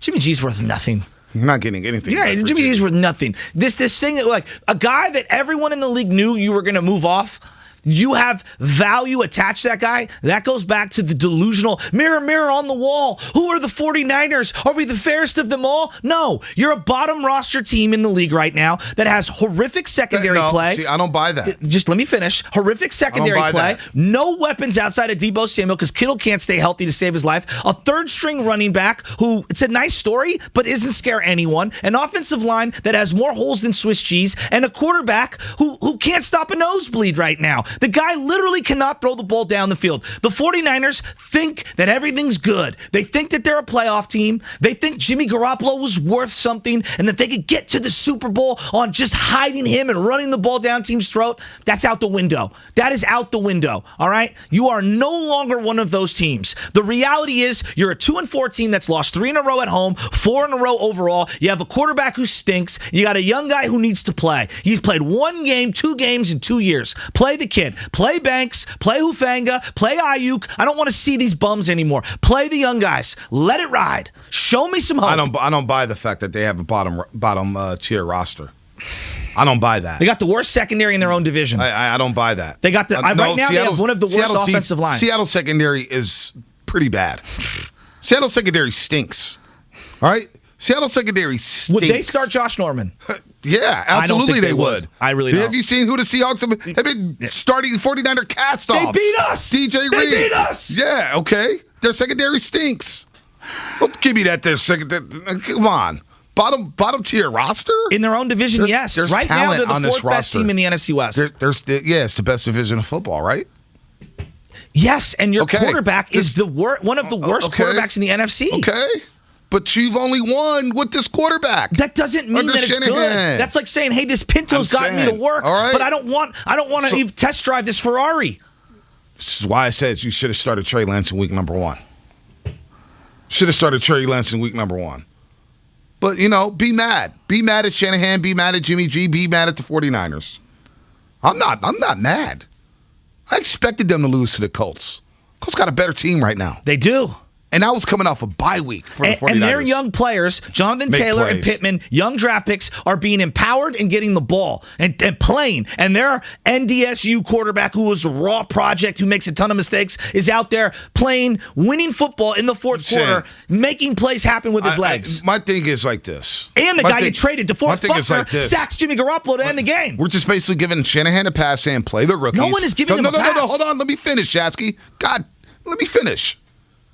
We're basically saying play all the rookies and punt on the season. So that means in 4 out of 5 years with this head coach, you're not going to the playoffs. And then next year, you got to make a decision, and you may make the playoffs, you may not. Just how much leeway are we giving a pro football head coach?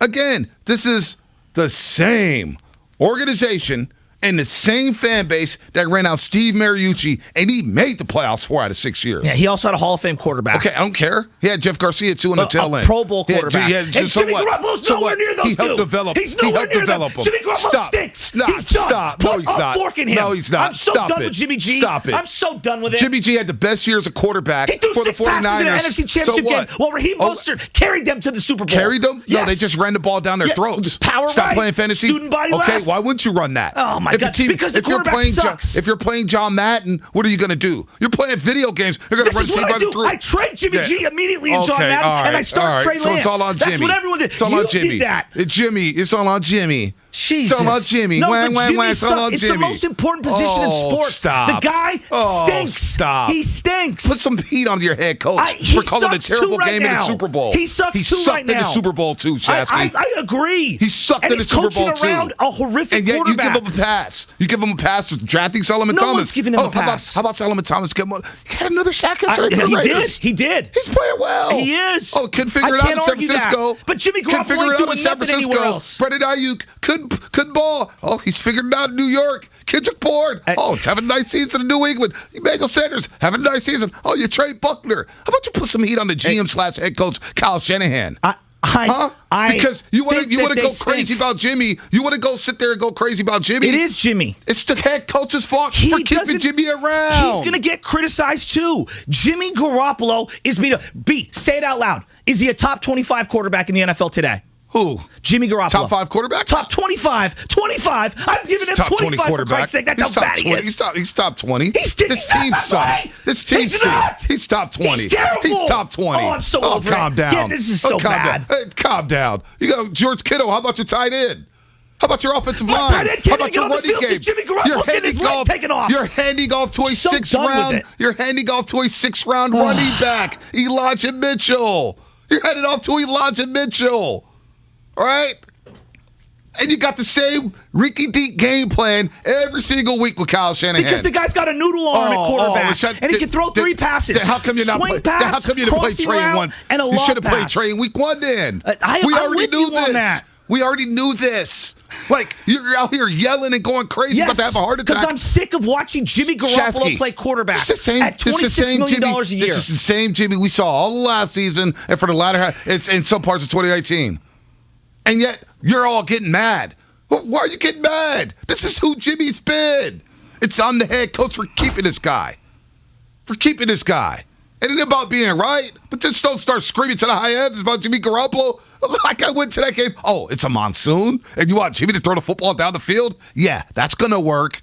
No, it's not. If I gave Brian Dable, Jimmy Garoppolo today, all these Brian Dable Jimmy's people, bad. Yeah, the Bills are not a good team with Jimmy Garoppolo playing quarterback. And if I gave Kyle Shanahan, Josh Allen, let's see what Kyle Shanahan looks like as an offensive coordinator. Stop caping up for the quarterback's most important position I'm not in sports. caping up for Shanahan. I'm done with Jimmy. Garoppolo. We're all done with Jimmy. No. Everyone's been done with Jimmy. Yeah, well, I'm done with you. But I'm done with Shanahan too. Fine. No.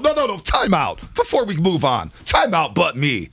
I'm the one who said start Trey Lance in week number 1. When you said, you know what? I've been thinking about it, and you need to start Jimmy Garoppolo week number 1. And I said, gee, I've been saying it since the high heavens, and it ain't about being right. Trey Lance was a better quarterback in training camp. I said, start a week 1 in Detroit and get him ready to go. So then and why don't you want to see him? Look me in my eyes. So then and why start don't you want to Jimmy. see him? Because he has a sprained left knee right now, and you're playing the Chicago Bears next week with Khalil Mack and Roquan Smith, and you want to throw a rookie into Soldier Field and get him killed against Chicago, and then go get him killed Chicago against... sucks. Chicago sucks. They got a defense, though. They've given up more sacks on their quarterback than I'm even not talking about the their defense, Houston Shasky. Texans did. I'm talking with about their David Carr. defense. I'm talking about their defense. Their defense is... I just watched Trey barely Lance. played in the second I just half. watched Trey Lance get destroyed in Arizona. And you want to throw him back out there on the football field? Their offense was better with Trey Lance against Arizona than they were against Indy. Kyle's the issue. You keep caping up for Kyle Shanahan. They both stink You know what the right problem now. is? A lot of people don't want to die on that hill. They want to say, oh, Shanahan, he was the next Bill Walsh. He's a great offensive mind. Said he's next Shanahan's Bill Walsh?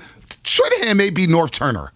He might be North Turner. But you know who Kyle, Jimmy Garoppolo and this team is couldn't regressing. sniff Alex This Smith. team is regressing under Shanahan. I'm with you. They're regressing. Stop caping for Shanahan. I'm not caping for him. I am telling you the quarterback sucks. When it comes to problems, Shanahan's the number 1 problem. He helped draft this team. He helped sign these. How about Jerick McKinnon? Huh? How about that free agent signing? Sucks. How about that I'm signing? with you on that. How about Mohamed Sanu? He sucks How about Travis too. Benjamin? He sucks How about too. all these terrible? How about Jalen Hurd? He sucks How about too. Jawan Jennings? But I know that's on Kyle Shanahan, Shasky. But it ain't on Jimmy if G. Aaron Rodgers was thrown to those guys, they'd all be balling, and you know that. Give Jimmy Garoppolo the right weapons and maybe draft some damn players, and maybe he is a little bit better. It's never going to happen. Jimmy sucks. Deebo Samuel's playing well. Kyle Shanahan's better at what he does than what Jimmy Garoppolo does at what he does. Shanahan ain't that good. Well, is Shanahan a top 10 coach right now? No, not right now. Is he a top 15 coach? He has been.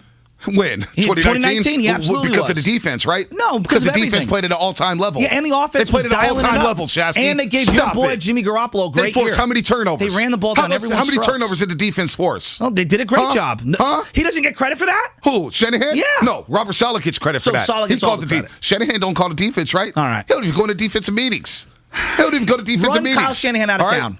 I don't care. Do that. He ain't done nothing yet. Yeah. He ain't done nothing. He took him to the Super Bowl. He ain't done nothing. With a quarterback he didn't take who him to the literally Super could Bowl. only hand off. The defense took him to the Super Bowl, and the running game took him to the Super Bowl. Stop So caping he for doesn't get Shanahan. credit for the run Is Shanahan game? a top 20 coach right now? Yes, he is. Are you sure about yes, that? I'm 100% sure about that. Yes. He's the worst coach in the division right now. He is. But he's better at what He's he the does worst than coach what in the Jimmy division Garoppolo right does and now. what he does. He's the worst coach in the division right now. I want to and that see ain't him good. with Trey Lance. You got the worst quarterback and the worst head coach. Hey, so can't keep argue. caping for Kyle Shanahan. Let's go can't back argue. out to the lines. Robin San Bruno. You're on a roast. Relax, fellas, relax. No, I'm not relaxing this morning. I'm sick of the caping for Shanahan. You want to blame the quarterback? How about the head coach who cooked all these ingredients? He went shopping for the ingredients, and this is what you have right now. But yeah, let's blame the quarterback. Let's blame the quarterback and not this remedial playbook. I mean, to me, I told y'all 2019 the quarterback was trash when we was playing and going to the Super Bowl. But look, though, we need to get rid of the quarterback, get rid of the quarterback, and get rid of the coach. Bottom line is this. Kyle Shanahan messed up when he thought he could take Brian Hoyer and make him into something and pass on Deshaun Watson. That's what his first mistake was. When I seen him do that, he thought he was bigger in football. He thought his coaching skills was better than actual talent on the field. That's his problem. And we're still struggling from that till then. Think about the Buckner situation. We have Deshaun Watson on a rookie deal. We keep Buckner.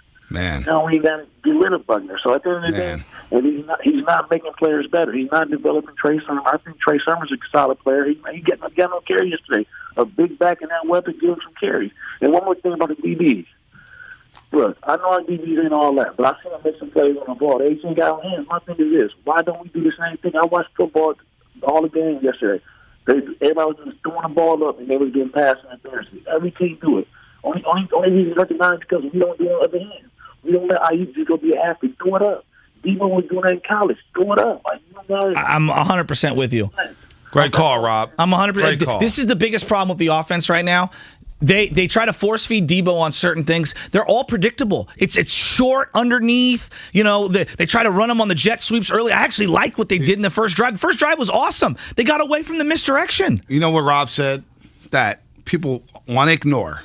And they want to say, well, you got to move on because it's in the past. You got to move on. I'm not moving on. I refuse to. Shanahan, Rob's right. Shanahan is arrogant, and Shanahan thought that, you know what, I'm going to go into year one, I'm going to draft Solomon Thomas and pass up on two generational quarterbacks in Deshaun Watson and Patrick Mahomes. And you know what he did in the same draft? He drafted C.J. Beathard in the third round. And then by week 8, he was like, oh, my gosh, I got Hoyer, C.J. Beathard. I need a quarterback. I was waiting on Kirk Cousins, but instead, let's trade for Jimmy Garoppolo and give up a second-round pick. And here we are today still talking about the quarterback. You're We're right. still talking to quarterback. Why? You're right. Because Kyle Shanahan. He does not – you know what they need to do is just tell Shanahan to be the head coach. Strip all the personnel decisions away from Kyle Shanahan, please. Strip it from him. He does not need to be running everything. Let him head coach because right now, Coming Chesky, around on he's that. not a good I head coach. can't deny it. You're right. And that team looked like – how does that team come out of a bye week like that at home 2 good drives. in the throwbacks and look like that? And short fields multiple times. 2 good drives. And they were lucky that their kicker hit a 56-yarder for crying out loud because it would have been uglier. The personnel issues and who they drafted, who they didn't draft, who they're suiting up, who they're giving run to, I can't argue with you. You are right on those. My thing is this. It's not the about being quarterback right, is so Chesky. important Hold on. that he's telling me the quarterback is so important. I'm willing to give, not a pass. I'm not giving him a full pass. I'm just saying I'm willing to see what it looks like with Trey Lance before I say now Kyle has to go because I'm not ready to do that yet. Year 5, and we're still giving them a chance to try to whatever. All right. This is a joke. Big Jose in San Jose. Big Jose, what's happening? Hey, guys, good morning. Hey, you know what? Here's the thing. I remember a couple years back when Derek Carr and Jimmy Garoppolo were having that comparison. Who would you rather have? Who would you rather have? And everybody was talking about how Derek Carr was garbage and Jimmy G was the second coming of Montana, right? Mm-hmm. But the thing is here, I'm a Raider fan, and I'm going to stick up for Jimmy G because you guys know, you know what? You guys got Kyle thinking you guys were getting Mike. Kyle's not going to be his dad the same way that Sims was never going to be his dad, or Greasy was never going to be his dad. The blame here goes on the expectations you guys get with his name and the legacy and a lot of privilege in the NFL, which brings me back to your point about not enough black or Latino coaches in the NFL. I hope you guys don't hire Bieniemy because I want him. The hourly rule is a joke, and you guys are stuck with Shanahan because nobody wants to die on that hill, like you said. And the thing is, you guys got Kyle. You didn't get Mike. He's never going to be Mike Shanahan. He's never going to stick 2 Super Bowl rings. He's a choke artist. And I feel bad for Jimmy Garoppolo because of all the expectations that everybody puts on their quarterbacks in your guys' organization, that fan base. And now, as soon as he doesn't deliver what your expectations are for him, out. And that sucks. Poor guy. DC4, nobody thought he was going to be a top 10 quarterback. He's an elite quarterback now. Hey, you know what, Big Jose? Derek Carr is an MVP candidate. Yeah, that's what he is right now. Unbelievable. He's playing great football. He's throwing the ball down the football field. He's getting the Raiders in the right set. It helps to have a good running game. It helps to have Josh Jacobs and went out of that Kenyon game Drake. in the third quarter. And Kenyon Drake is running Kenyon hard. Drake did look good. Kenyon Drake looks very good. And Ruggs is developing. And the 49ers are drafting Trey Sermon and not playing him. And playing basically Elijah Mitchell, a 6th-round pick. And JaMychal Hasty, who's an undrafted free agent. Again, personnel decisions. It's all part of it. It's all part of it. It just, look, man, it was the passing game. Let me ask you this one. And I'm not trying Mike McDaniels and the passing game, because he was the passing game coordinator. I know it's Kyle's baby. I get it. This is why you gave him the money. It's Kyle's baby. The offense is Kyle's baby. Do they miss him? Do they miss Mike McDaniels? Did he have any influence on what they're doing? Mike LaFleur and or excuse me, LaFleur, not McDaniels. Excuse me, LaFleur. They miss both LaFleurs. Is that what it is? Maybe, because Green Bay's passing game looks pretty damn good. Now, granted, you got Devontae Adams and you have Aaron Rodgers. Devontae. But and I'm not trying to blame Shanahan or get on Shanahan. But when we just overlook at the quarterback and we just scapegoat Jimmy hasn't been good. But yesterday's game, like everybody's all going crazy over Jimmy Garoppolo. What did you expect? This is the same Jimmy we've seen. I've been told you it's time to move on from Jimmy. Yeah, I know and I've been the biggest Jimmy fan forever. But the great quarterbacks offset the deficiencies of their head coach. And again, we're talking all-time greats. Well, he's not a great. I know that. Aaron Rodgers, how many years did he protect McCarthy? And Dak's doing it right now. Everyone thinks McCarthy stinks, right? Everyone thinks McCarthy stinks right now. And Dak Prescott, who people had major questions about, Dak is balling, overcoming whatever shortcomings that McCarthy has right now. Jimmy's not even on that level. And again, Dak's not one of the top 4 or 5 players in the league. Dak's a top 10 quarterback. He's a really good quarterback. Dak's top 10. And he they've may be top weapons 5. That they're empowering. That's the other part of this. Dak may they're be top playing 5. their weapons and they're throwing to them. You're right. You were on the Dak thing the whole time. But again, I go back to it. If I gave Shanahan, I'm just throwing this, Josh Allen. If I gave him, Lamar Jackson, I don't even know. Who knows? Pick the quarterback, the young Justin Herbert. I think he'd look infinitely better. I think it would look infinitely better. He had RG3 and he ran RG3 into the ground. And RG3 got hurt? Yes, you're right. They ran RG3 into the ground. But his dad was the head coach, so I'm not going to give him all the criticism. But they ran him into the ground. And hopefully they took a lot of hits. From that. And you know what happened in Trey Lance's first start? They got him hurt. Yeah, I know. They called 10 quarterback powers against an undefeated Arizona team, and they got Trey Lance hurt. And that has me scared. I can't sit here confident. That part has me scared. So don't get on me if I'm not confident in Shanahan. And if fans want Shanahan out of here, look, I don't want Shanahan out of here yet. But, man, I've seen this organization run off Jim Harbaugh at the 3 straight NFC championships and won 8-8 season. He was insubordinate to the owner. I get it. You got to make amends, though. You got to make amends because now look at it. All right, you're not. Shanahan's a good company guy. Says all the right things. John Lynch says all the right things. But we're in year 5, and this franchise is regressing. They're going backwards, not forwards. You know what I'm saying? They're going backwards in year 5, Shasky. How can you, as a lifelong San Francisco 49er fan that lived through the glory days, reset the bar and said, you know what, it's all about developing. I'm willing to wait on Shanahan. The glory days aren't coming back. Like, just being a competitive team consistently is what I would settle for. Like, that's what I want. That's why, look, they're 2-4. Everything feels like the sky is falling.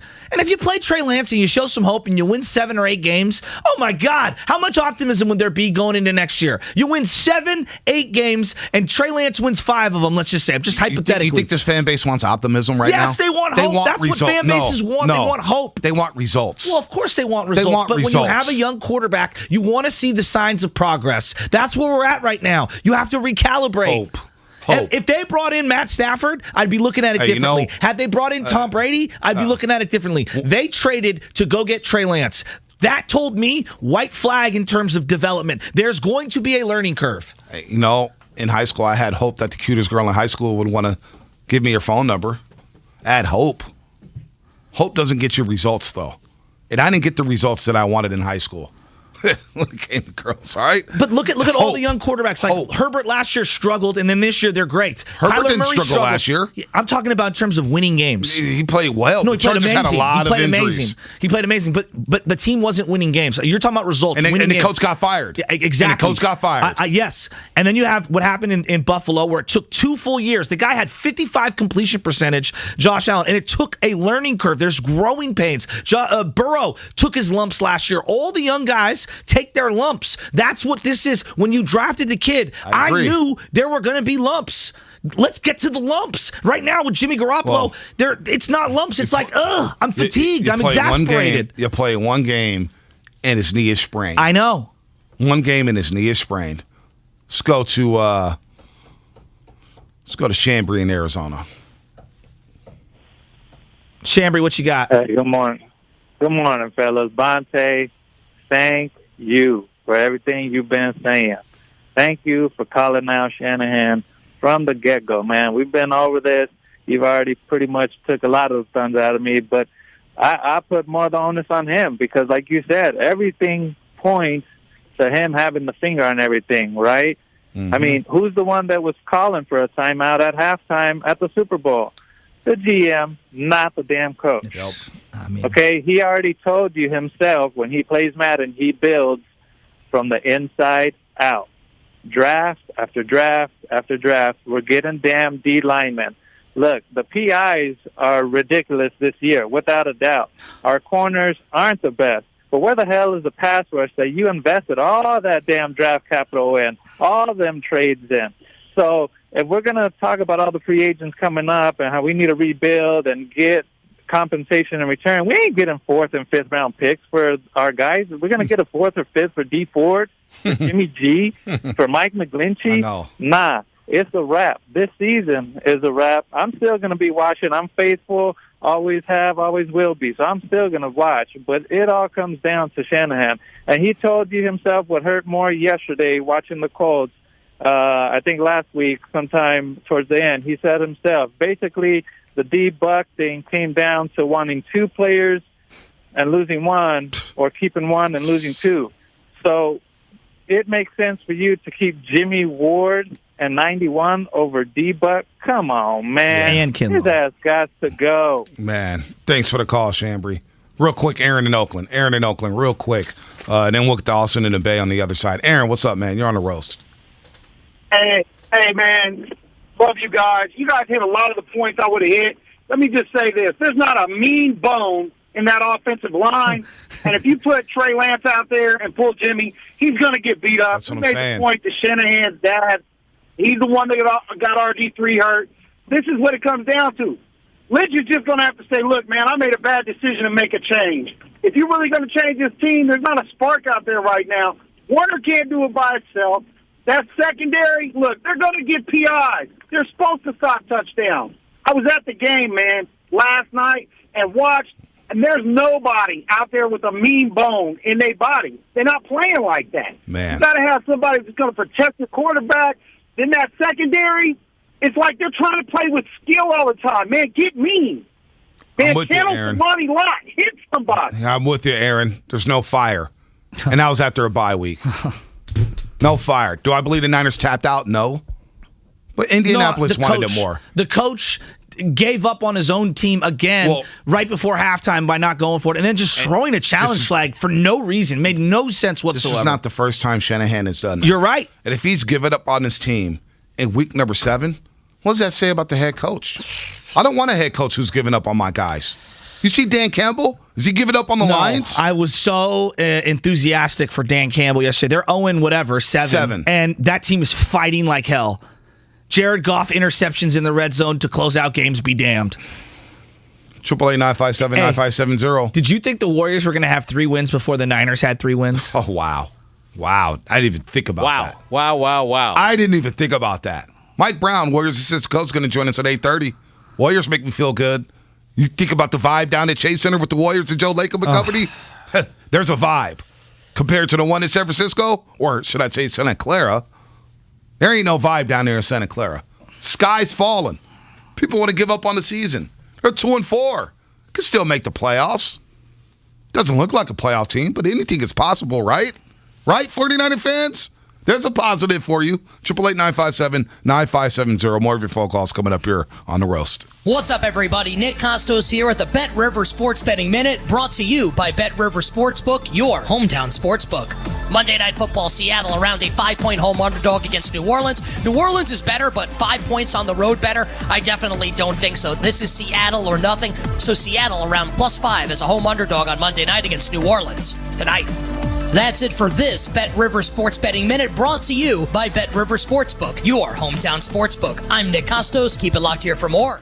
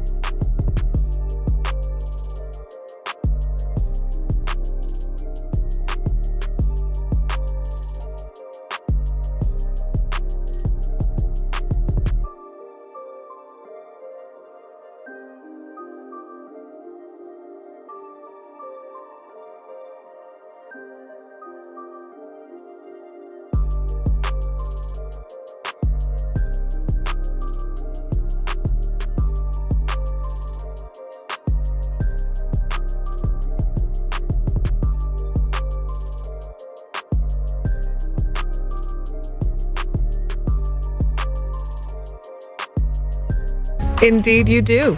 Schedule virtual interviews and talk to candidates right from your employer dashboard. Visit Indeed.com/credit and get $75 towards your first sponsored job. Terms and conditions apply. New this week on Curiosity Stream. In the last 100 years, half the world's monarchies have lost their thrones. Dig deep into real royal stories to see the shocking truth. It's fair to say that it plunged the royal family into chaos. And how it's good to be king until it's not on Royals Keeping the Crown. And follow one filmmaker's quest to reveal the poetry in your pint glass on Beer, a Love Story. It's all on Curiosity Stream. Annual plans are just $20. That's $1.67 a month. Visit curiositystream.com now. You're listening to KGMZ FM and HD1 San Francisco on Odyssey Station. Presented by DuckDuckGo. Privacy simplified. It's time to wake up with a nice cup of morning roast. Featuring Dante Hill and Joe Shasky. Presented by Timeless Coffee. This is the Morning Roast on 95.7 The Game. Posy and P-Town, we need 4 hours of the morning roast, not 3. We haven't even touched on the Warriors yet. They got more wins than the Niners. We got 56 minutes left in the roast. It's Joe Shasky the Butcher. It's Bonte Hill. It's Sam Lubman in for John Curley. Producer John, he'll be back tomorrow. He'll be back. My man, he'll be back. He'll be doing deals all day long. I will not be there this weekend, fellas. No, he will be back tomorrow. Langford, good morning. Good morning to all the YouTubers out there. Twitch, it is on fire right now. And good morning to everybody out there on the roadways. Drive safely, folks. It's not worth it. Don't speed. Be safe. It is nasty right now. And it's also nasty down in Santa Clara. It's not nasty with the Warriors. Mike Brown's going to join us at 8:30. Warriors are feeling good. As Shasky just said, they have more wins than the 49ers already. Hell, if you want to go back to the preseason, Warriors haven't lost a game yet. Steph Curry went scoreless in the fourth quarter, and they still won the game going away against the Kings by 12. GP2, Jordan Poole. How about them damn Warriors? They make me feel good. They make me smile. What about the 49ers? 49ers feel good? Are the 49ers feeling good? Here's what Shanahan said on the quarterback situation and whether or not Jimmy's going to start next week in Chicago. I would guess so. I'm going to watch this tape and see if guys are healthy, first of all. I don't even know where our guys are at. It was good for Jimmy to be able to get healthy enough to play in this game today. Where are the guys at? Where's Javon Kinlaw at? Here's what Dante Whitner thinks about Javon Kinlaw. Goodness. DeForest Buckner causing havoc, splitting double teams, putting the interior pressure on so that Bosa and D4 can come around the edge. And there's no way that you give him up. And, you hate to say this, but he was replaced. Kinlaw might be a bust. And let's call it like it is, right? You can't get on the field. You're often injured. There's no production from you. If you put DeForest Buckner back on this team, how well does this front four right now? Oh, yeah. How are they performing? They're dominant. In the league, right? So I think that sometimes you roll the dice and you lose, and the 49ers lost in this instance. And you gave up a premium player because of the financials. Parag Marate on line one. What's happening? Parag, what's going on with that? You give up an all-star, all-pro caliber player for nothing. And how poetic was it that Shasky tweeted yesterday? Because the Twitter fingers was moving on the Butcher Boy Twitter account. DeForest Buckner ending that game with the sack of Jimmy Garoppolo. Poetic. And you let that guy go who wanted, and he let everybody know last week, he let everybody know last season, he wanted to be a 49er. I guess what? After he walked off that field at Levi Stadium yesterday, I guarantee you he's saying, thank God I'm in Indianapolis. So in the era of data where it's like, the metrics, the rankings, the PFF stats, what are their advanced numbers? Like I'm seeing all these crazy different ways to quantify in numeric form how good someone is. We've completely forgotten about intangibles. Bonte, we have completely forgotten about culture.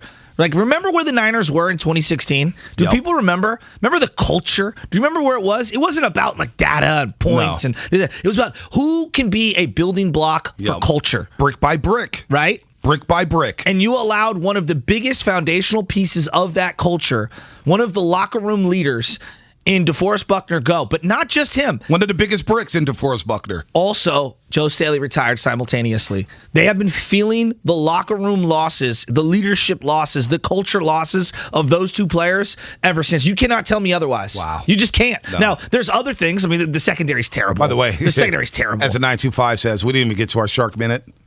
Sharks are 4-1 as well. Hey, tough loss to the Boston, but they got the came Preds back. They on came Tuesday. back. We'll get back to them. Yeah, they got more wins and we than the have Niners. lots of Warrior talk at some point tomorrow, and we're going to interview Mike Brown 8:30. in about 8:30. Yeah, but 23 this minutes. is about the Niners. 888-957-9570.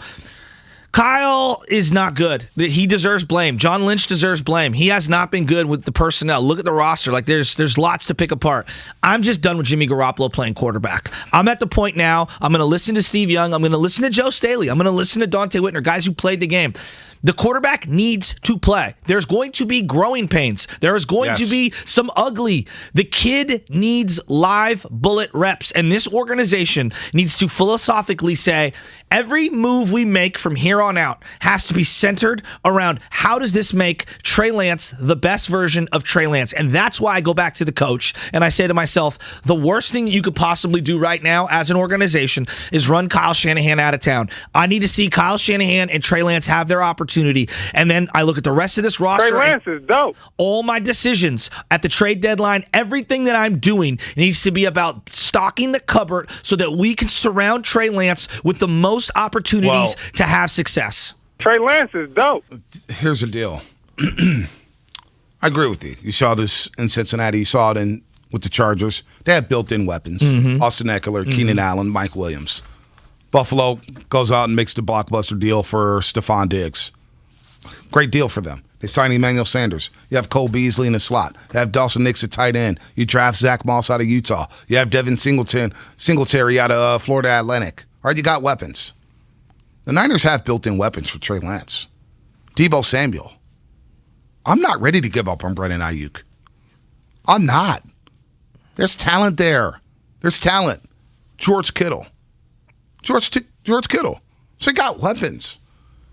Trey Lance should have been inserted in the starting lineup in week number 1 to grow with these assets. And now going to Trey Lance now, because I told you the perception was if you go to Trey Lance, people think the season's over. And that's where we're at. People think the season's over, so go ahead and play Trey. I was saying, you know what? Play Trey anyway. Well, you may have the best. You have just as good of a chance to win football games. Yes. You're playing. Exactly. This team is 2-4.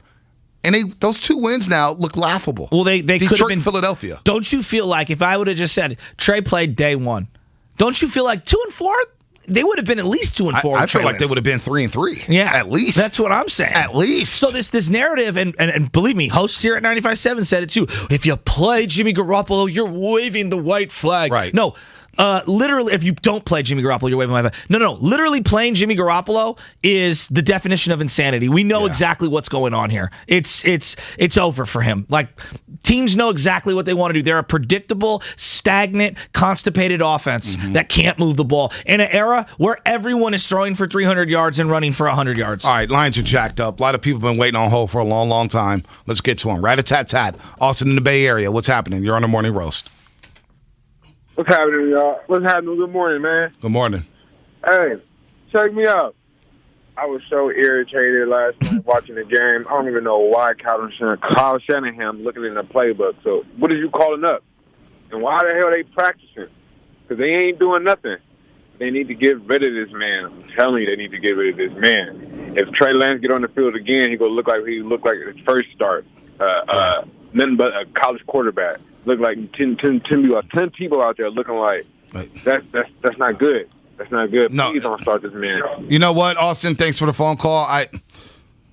Trey Lance was borderline criminal. What happened in Arizona? Now that I look back and think about that game and listen to Brian Baldinger breaking down the film, who knows more football than me, you and I combined, Shasky? Absolutely. He said the 49ers did Trey Lance a disservice. He was mad. He was mad.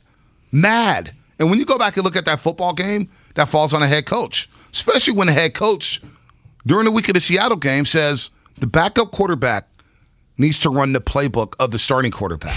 He needs to know the playbook. And then you go to Arizona and you scrap the playbook that Jimmy Garoppolo runs and you run this entirely different playbook that has quarterback powers involved. Where was the boot action for Trey? They did it 4 times on the first drive last night for Jimmy. I'm like, where was that for Trey? Trey Lance is more dangerous on the bootleg. Nobody believes Jimmy Garoppolo's running with the football. He's not mobile. Elijah Mitchell touched the ball more on the first drive than he had almost the whole game the week prior. So Why? Or 2 weeks prior. Why did the playbook change for Trey Lance? I don't know. It starts at the top with Kyle Shanahan. And not only that, and look, I sound like I'm blaming Shanahan for everything. I apologize, folks. All our roasters on YouTube and Twitch, I apologize. All the texters, I apologize. But when the head coach is also basically the final decision maker of the football team, there's nothing to apologize. It's hard to overlook that stuff. No. And then you look at the way Trey Lance, okay, he plays, and the guy's running quarterback power, and he's getting crushed at the goal line. This young man's not going to last the season. I love Trey Lance. I wanted him to start week 1. At the same time, I don't want to see him on the field at Soldier Field against Khalil Mack and Roquan Smith. That is dangerous. That is dangerous for the young man. If he's I don't healthy, want to see that. If he's healthy, I want him to play. That's my particular opinion. Is it fair to crush Shanahan? This is professional sports, all right? This is professional sports. And when you lose, and they've lost a lot, 3 out of 4, 3 in a row, 4 in a row, 3 in a row at home, you deserve criticism. Like this thing that we can't contextualize criticism, like, no, you absolutely can. Look at the decisions that are being made. Mohamed Sanu, Trent Sherfield, Kelvin Benjamin, Travis Benjamin. Don't stop there. Let's go defense. Oh. Arden Key, Mo Hurst.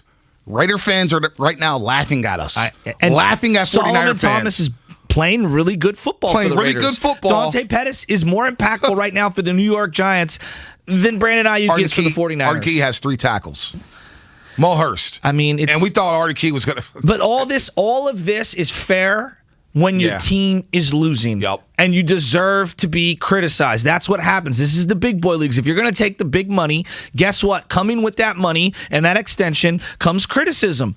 It's the reality of what happens in pro sports. By the way, if you're looking for all the best Warriors content from 95.7 The Game, text Warriors to 20357. That's Warriors to 20357. Make sure to hit the subscribe button, in the Odyssey app or wherever you find your favorite podcast. Warriors talk coming up at 8:30. Mike Brown, they beat the Kings last night, 119 and 107. Steph Curry, 27 points, 10 assists, 7 rebounds, 3 steals, and he didn't shoot the ball well. It was 9 for 23 and 4 for 15 for the three-point line. That's because Jordan Poole chips in with 22. It's because GP comes off the bench with 10 points and 2 threes. That's why Damion Lee has 3 straight double-figure games off the bench. He had 11 last night. The Warriors look good. They've already got 3 wins. Feel great. Woo! The Sharkies have 4 wins. The Niners are 2-4. They've lost 4 straight. Let's go to Jonathan in San Francisco. Jonathan, what's happening? You're on the roast. Hey, guys. Somebody's head got to roll, man. We're the 49ers. We can't endure all this losing all the time, man. Hey, so they kept Sherfield. You guys are on it. Mohamed Sanu and Emmanuel Sanders is not good enough over here. And you guys touch on it, too. Buckner. Didn't the defense drive that team all the way to the Super Bowl, and you let go the foundation of that defense, the guy that probably made Fred Warner, right? Mm-hmm. And not only that guy is always there playing because he's always healthy. We sign all these guys that are always hurt. What's the good of a George Kittle if he's never available? What's good of all these guys that are, they're pretty good, they're pretty fast, they're never available? Hey, John, it's got to go. You better put a real GM here, not a GM that takes order from the head coach. Great call, Jonathan. Samson Ebukam, another signing. Where's he been at? So they gave Ebukam approximately similar money to what Kendrick Bourne got in free agency. This team couldn't use Kendrick Bourne, and I wasn't even a huge Kendrick Bourne fan. He was a great slot. But you couldn't use this guy? Not great. Now? He was a good slot guy. Ebukam's done nothing. Arden Key, nothing. Mo Hurst, nothing. Did you see DeForest get on the field last night? I didn't see. Did he get a snap? He got a couple. There were some cute snaps. He almost got to the quarterback. So he had 12 snaps against Seattle. Looks good. He did week 1. On the sidelines. He did week 1. Then he gets 12 snaps against Seattle, 11 snaps against Arizona, and he plays about 4 snaps last night. This is terrible. Hey, so this is terrible. We keep pointing at. I can't even. I was trying to be positive this morning. I can't sugarcoat it anymore for our 8 o'clock when you're audience. the standalone game on Sunday Night Football and the entire country's watching you and they're all saying the same thing that we've been saying for 3 weeks, like, it is what it is, dude. Like, Stevie Wonder can see how bad the Niners are right now. They have no awful. soul. Terrible personnel decisions. What is the identity of this team? I don't know. What's the best part of this team? I don't know. Deebo Samuel? I would say turnovers. They lead the league in turnovers. Their plus minus is worse than even the Jets. Like, how's that even possible? Like, it's this team is so poorly coached in terms of being in the right place at the right time. You could blame injuries all you want. The Colts were down to their 5th and 6th string cornerbacks last night. Could you tell? No. Yeah. I could not tell. Could you tell? I couldn't. I couldn't tell. In fact, I saw one of their cornerbacks actually make an interception on Jimmy Garoppolo. Xavier Rhodes. And they were bailed out by a false start because Jimmy G fumbled another snap later on in this game. It was so bad. Dealing with the financials so bad. and running a football team like it's a math class or a math equation, like it's Moneyball in football. We saw the Cleveland Browns try to do that, and it did not work. So the 49ers are like, you know what? Let's trade Buckner because we're going to sign Jimmy Ward and Eric Armstead. We're going to get a 2-for-1 special. And Kinlaw. Well, those 3 players are not what Buckner is. That 3-1 special, it's a reason why it's a 3-1 special. You know what I'm saying? I would take that 3. It's like fantasy baseball, right? You're like trying to dupe another owner. Yeah, give me take the my 3 superstar. players. I'll take the superstar. Yeah, exactly. And did you see where Darius Leonard, Chris Collinsworth pointed this out. Darius Leonard, their star linebacker who got paid more money than even Fred Warner, lines up right behind DeForest Buckner on every single play. Right. I really do think Fred Warner misses him at times. Fred Warner did not have a good game yesterday. And they paid him big money. Did not have a good game, Langford. You're shaking your head. Langford's feeling good. Raider fans, you're 5-2. If I have to 5-2. If I have to watch another 3rd and 20 where the Niners check down like 6 yards, we'll get used to it. I'm gonna pull my eyeballs out. You know what's gonna happen with Trey? You're gonna have a 3rd and 20, and you're gonna run a quarterback keeper. Come on, you're gonna get the young man killed. Come on, man. That's what's gonna happen in this offense. Maybe, probably, but maybe not. What has Shanahan done to like help you keep faith in him? He looks fly on the sidelines. The jacket did look sick. I mean, I'll give you that. Like, he looks the part. He looks the part. He looks the part. He looks the part. He does. A lot of coaches look the part. A lot of coaches have looked the part in the past. Shanahan, what has he done to restore faith in you that he could build this team back up and turn them into a legit contender again? I need to see him and Trey Lance before I'm ready to completely turn in all my Kyle Shanahan stock. Do you have I'm faith still in holding him? out on my stock. Do you have faith in him to develop Trey Lance? To say it's at an all-time high is a lie to your face, and I'm not going to insult your intelligence because you know I love you, even though I know you want to strangle me this morning because I'm so angry with the team. It's just I feel like I've watched this episode of quarterback roulette for so many years, and I'm so done with it. I'm watching the Bengals. I'm watching them throw the ball around the field like it's pitch and catch. Beautiful, isn't it? And then I'm watching Carson Wentz, who was completely broken psychologically and physically. And he's lobbing the ball up to Michael Pittman Jr., and they're just making play after play after play. And I'm saying to myself, look at Carson Wentz. There was like a second and forever, and Carson Wentz scrambled, and he got a first down, and I said, damn, that's what a quarterback does in the NFL. And Carson Wentz is like the 10th best AFC quarterback. Man, I mean, isn't it beautiful? I'm just throwing my hands up in the air, and I'm like, what are we doing? Isn't it beautiful watching, Tampa Bay throw the ball around the yard? Isn't it beautiful? I hate watching my Niners. Dude, isn't it beautiful watching like Ryan Tannehill throw? How about Sean McVay, the L.A. Rams, and Matthew Stafford throwing the ball deep down the field to Cooper Kupp? It's beautiful watching that. When Shanahan threw that challenge flag, Bonte, when he threw that challenge flag, and then, do we have the explanation on that? I'd like to listen to that in a second. He throws the challenge flag. Everyone's like, what are you challenging? They fumble the ball, right, and they pick it back up, and he throws. This is the beginning of the third quarter in a tight game, and you're like, it's going to come down to that missed field PAT at some point, and it's going to come down to timeouts. He throws a challenge flag, and to me, it was like the height of, we have no idea what we're doing. Here it is right here. That was it was a mess up by us. I didn't see it at all. I'm looking down, looking at the stuff, and we knew that there was a fumble. Everyone was yelling that there was a fumble and stuff, and to throw it, and then it's very weird, but the headsets completely went out, And that's why if you guys see me sitting there talking to the guys, I was like, I threw it because we thought it was a fumble, but I can't get a hold of anybody. They were going to give it back to me. They said it was all right, and let me take it back, but NFL called in and said I had to stick with it. So once we talked to them, we knew we were kind of screwed on it. So you didn't see anything, and you threw the flag down. Now, this is, look here, in the grand scheme of the game, it was meaningless. But to me, it was the microcosm, the metaphor that I'm like, what are we doing? Like, you threw the flag, the challenge flag, even though you claimed you didn't see anything, and then you're telling me the headsets went out. And the NFL stepped in and said, no, you got to keep the challenge. But Bonte, think of how lost you have to be on the sideline to do that. And I'm like, again, it was a meaningless part of the game, but doesn't that speak volumes? They're lost. They are lost. They're wandering the desert looking for a water. All right, let's get to these calls. 30 seconds or less before we get to Mike Brown. You've been up patiently waiting on hold. 30 seconds or less. Let's start off with Coach of the City. Coach of the City, you're on the roast here on 95.7 The Game. Hey, what's going on, fellas? Good morning. Hey, just wanted to talk about the defense a little bit and DeMeco Ryan. I don't see him playing any coverage other than straight man coverage. And when you sit in the same coverage all day, you're going to get torn apart. The opposing play caller knows what coverage you're in. They're going to attack it. Furthermore, we don't have man coverage corners. We never did, and we haven't had them. Richard Sherman wasn't one. That's why he's not here. And I get Verrett had the ability to do it, but we don't have the guys to do it. Are we ever going to do something else? I'll take your comments on off air. Thank you. Well, I would start by, I don't know, playing the kid Diamond Lenore who flashed early in the season. What do you have to lose? Let's go to Ben on 880. Ben, hopefully you're driving safe on 880. What's happening? It was only fitting that it was raining cats and dogs last night. It symbolized the tears that the Bay Area was crying, watching Jimmy G, as in garbage pillow, ruin yet another frigging game for every Niner fan that ever existed. You know what?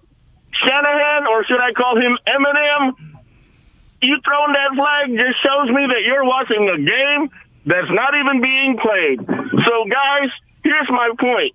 How can I trust a quarterback? How can I trust a coach, that gave up on signing Terrific Tom, who threw his 600th touchdown pass last night and wanted to offer us a hometown discount because the evaluators thought that Brady was just a smidgen above garbage pillow.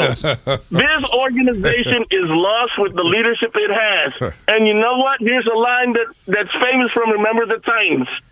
Attitude reflects leadership. That's why the players are playing as garbage as their quarterback is. That's all I got, guys. All right, Ben, thanks for the phone call. 888-957-9570. If you're on hold, stay on hold. We'll get you after Mike Brown. Mike Brown, assistant coach of the Golden State Warriors, will join us here on the Morning Roast to talk about something that is going well in the Bay Area. Not only the Sharks being 4-1, but how about those Golden State Warriors? 3-0. Looking like a team that's going to be a problem in the Western Conference. They sweep the California teams, Lakers, Clippers, and Sacramento Kings. And Steph Curry really has only had one great shooting night. Warriors getting rolling. They take on OKC Tuesday. We'll get to Mike Brown here on the Morning Roast on 95.7 The Game. Feel great. Feel great. Woo! Switching your car insurance to Geico is both easy and could save you hundreds. It's the best of both worlds. Like a butcher with a sense of humor.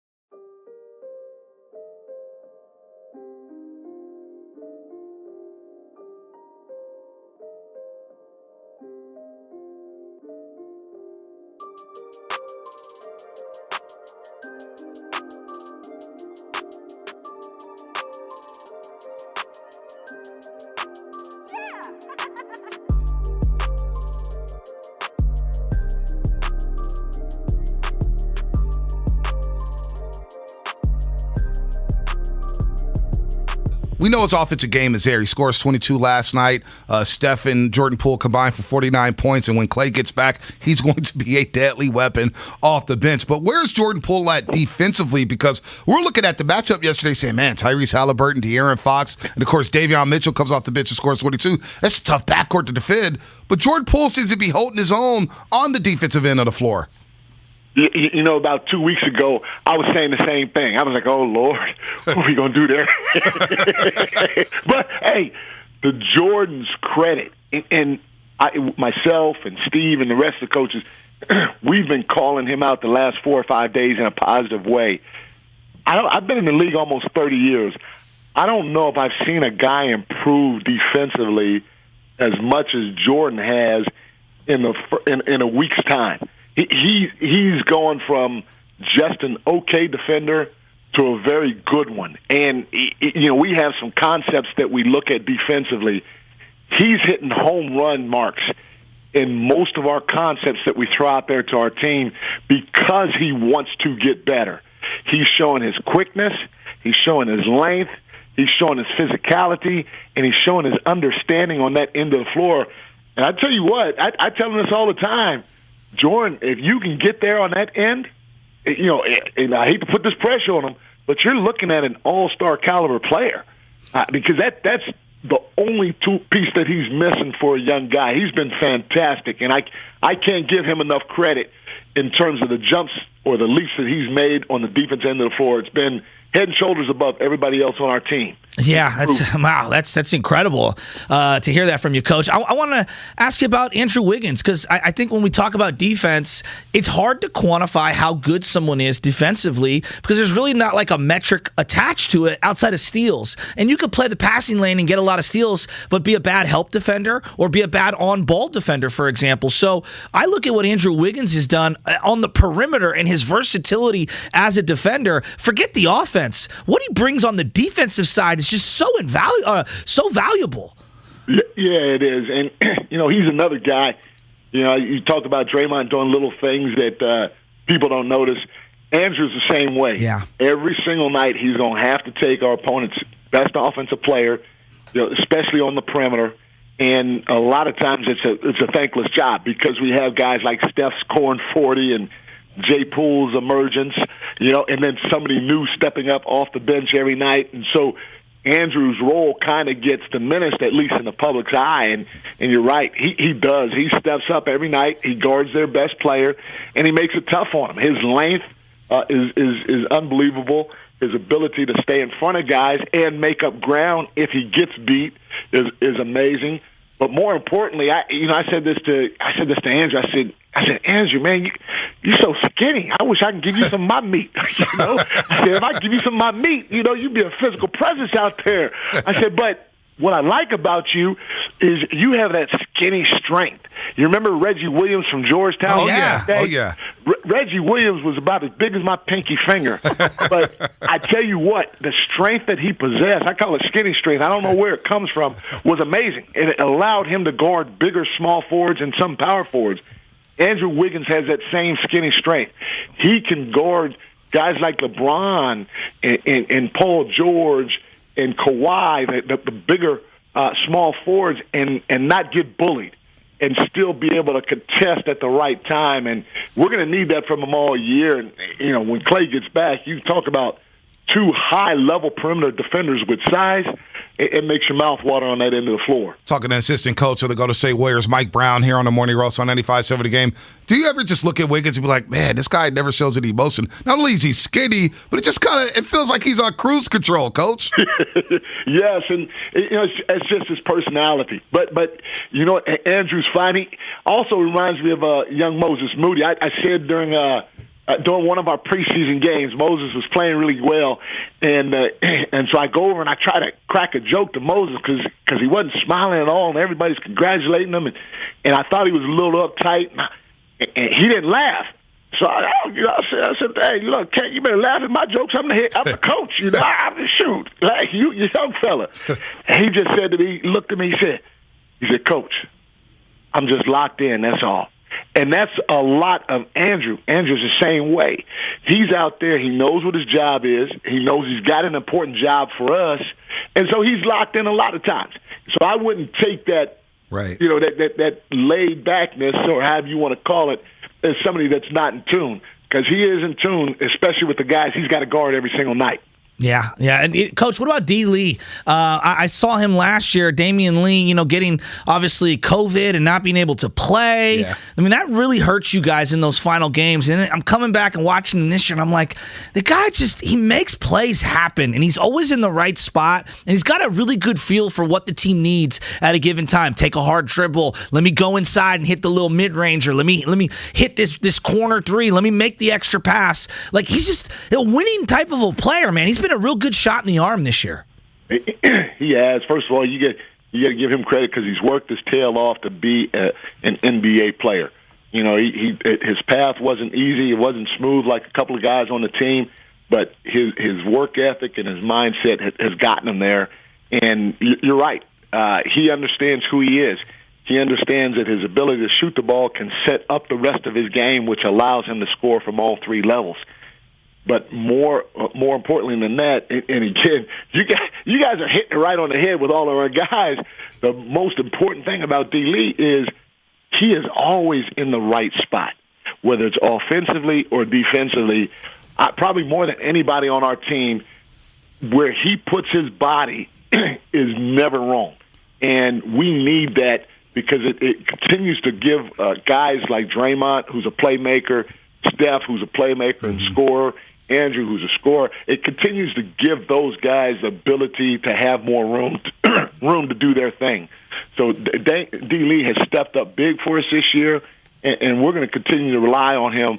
As you can see, not just during the Florida game, right, but during crunch time too. No doubt. He had a big 2 crunch time threes against the LA Clippers last Thursday night. Look, GP2 in a nice game yesterday. But, Coach, we know you love your hip-hop. We're hip-hop heads. You love your music, man. You're a big Too Short fan. You rock with E40. 40, you guys are on a first-name basis here. My man Joe Shasky over here loves his music.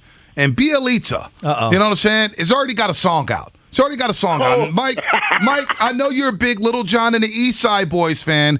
Here's what Joe Shasky cooked up when the Golden State Warriors with your squad signed Nemanja Bielitsa.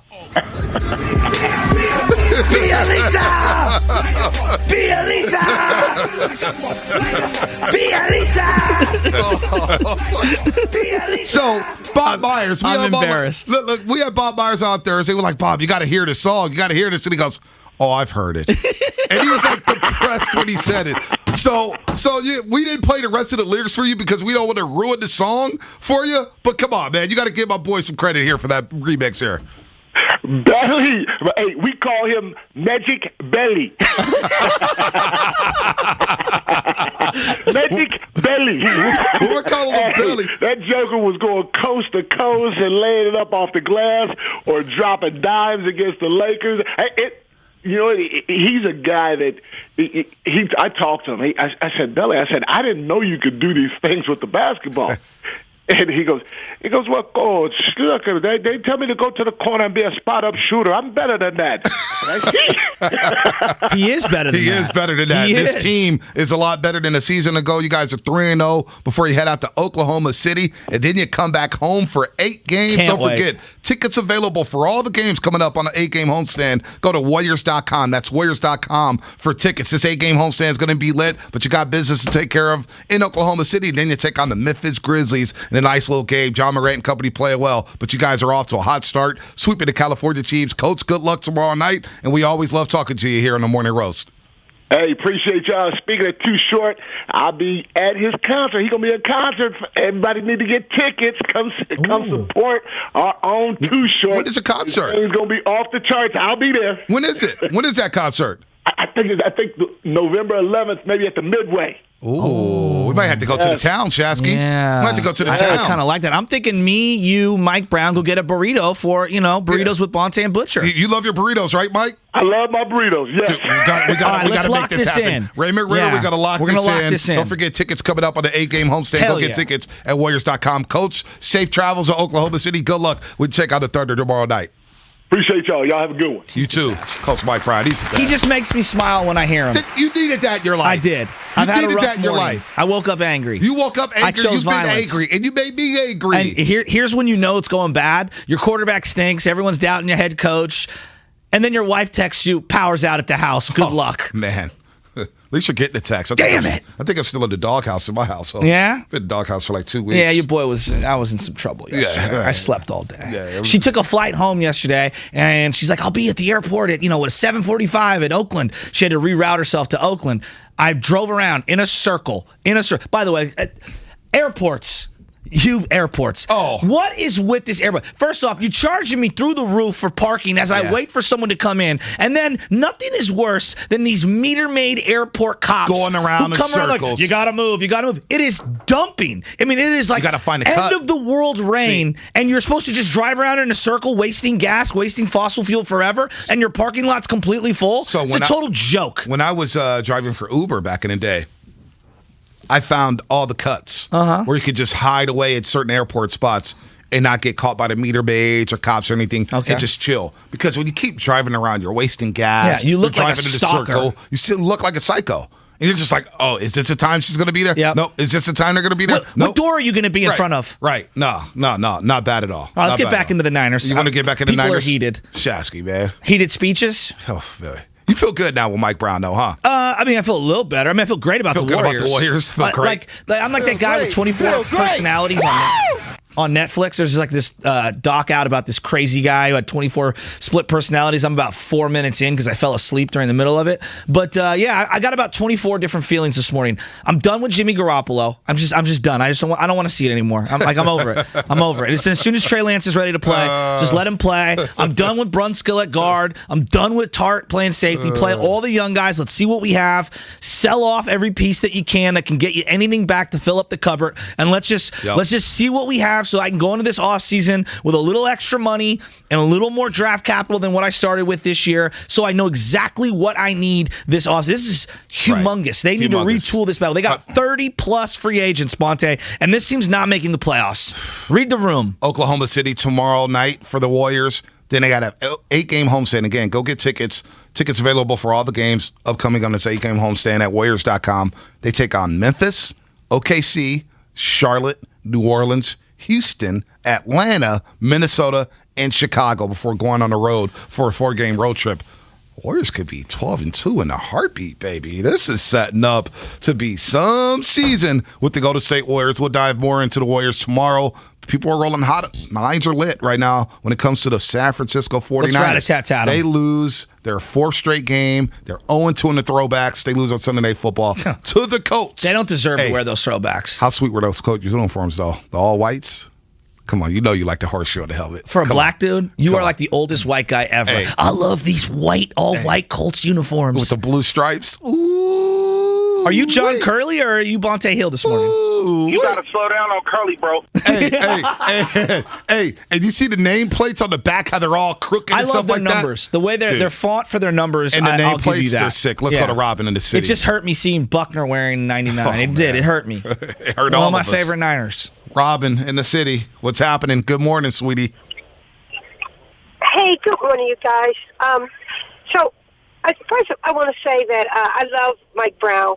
I just love his spirit and his energy. I do want to say this. It's all good while the Warriors are winning. Wait till they start losing, and everybody will sound just like they sound this morning. I'm not mad. And why would you wish that on us, Robin? Why would you wish that on us? The Warriors not going to be losing. They're winning over 50 games this year. Come on, Robin. I'm telling you, the same stuff I hear now is the same. I mean, it's valid. Most of it's valid. It's the same crap I heard with Wiseman, and he wasn't the answer. I don't believe Trey Lance is going to be an Aaron Rodgers, but that's to be seen. I think that yesterday's loss was a collective effort of everybody stinking. Okay? I agree. But for me, really, it really was. And not even a Trey Lance can pull it out. No one's saying...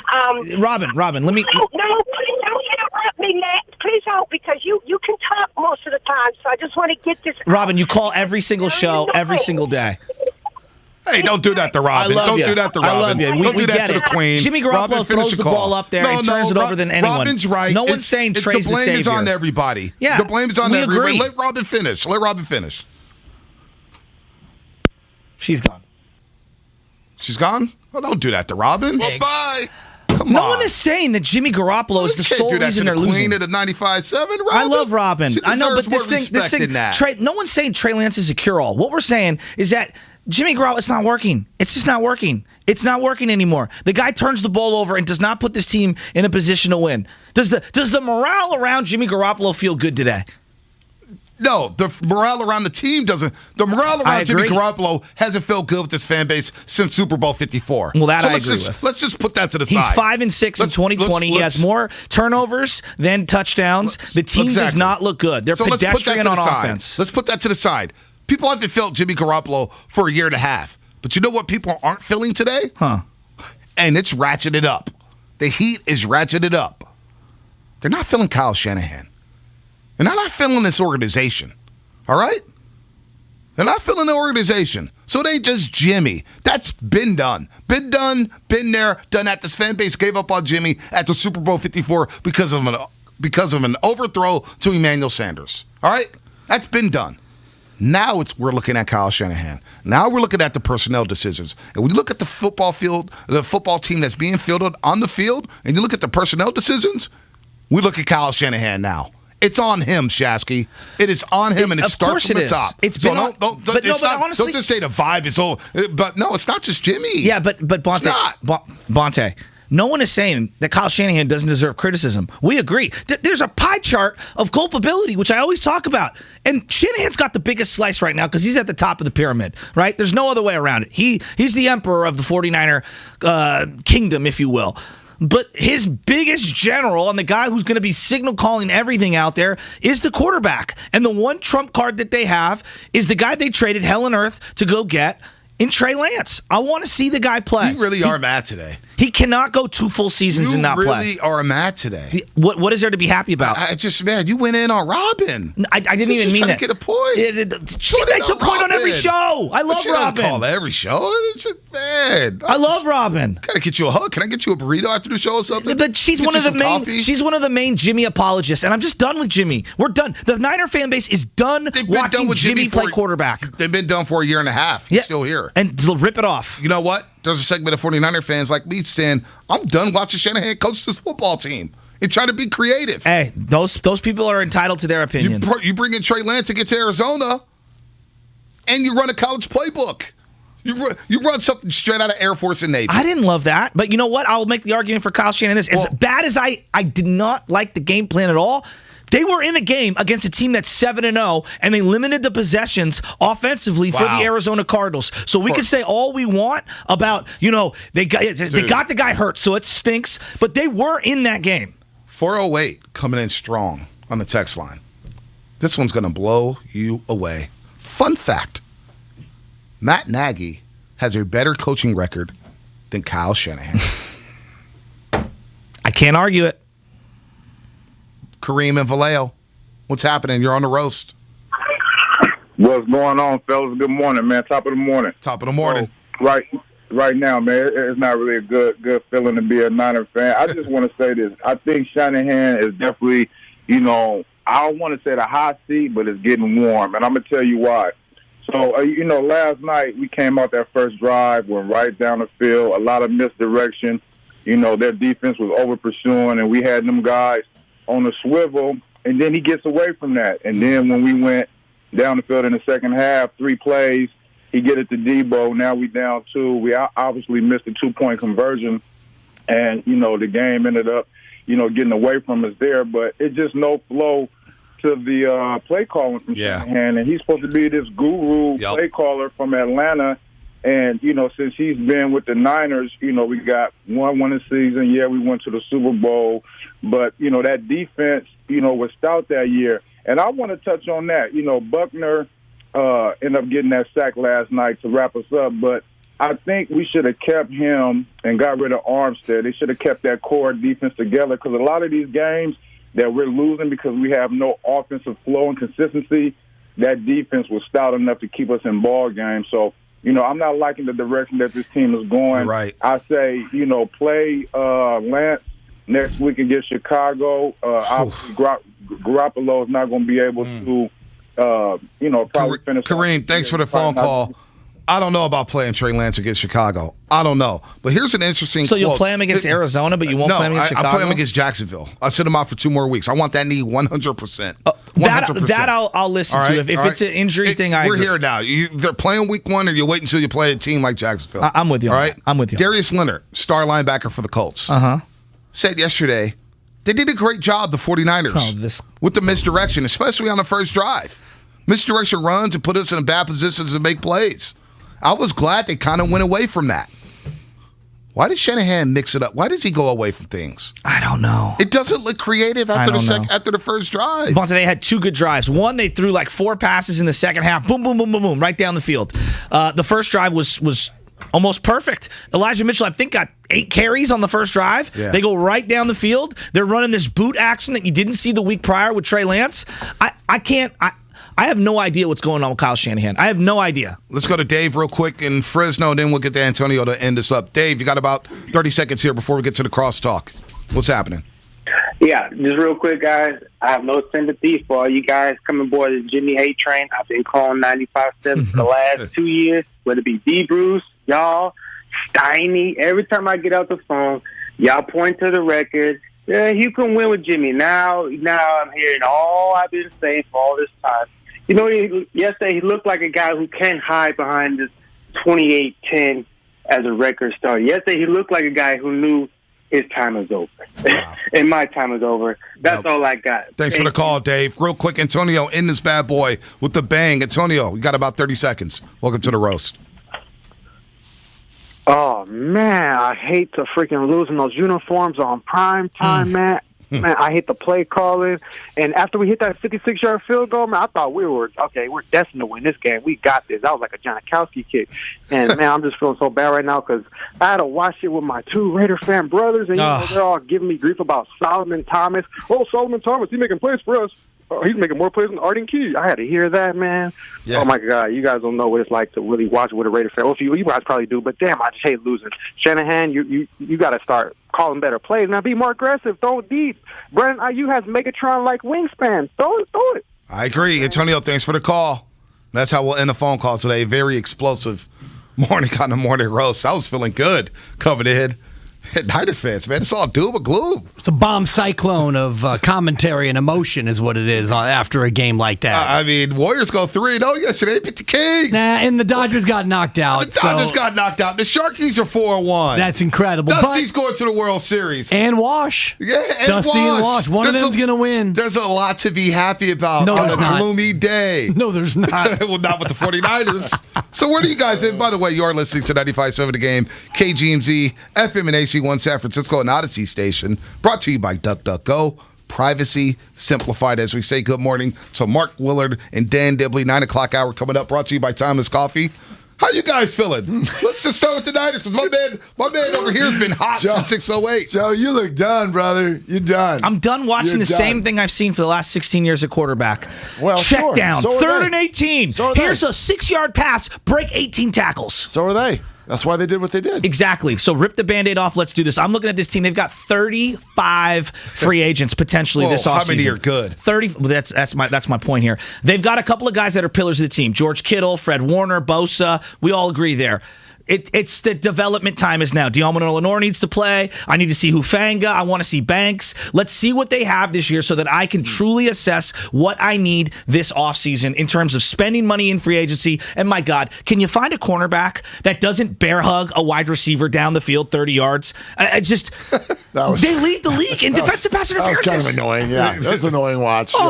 Yeah. However, Shasky, I don't know what you should do from 9 to noon. I'm not sure. Let me guess. Jimmy needs to keep playing? I'm not sure if you should listen. I'm not sure. I don't think you're going to like what I... We'll say it. No. Give me a tease. We'll say it. That's what I just did. Yeah, I want more of a tease. Wet my beak a little. Yeah.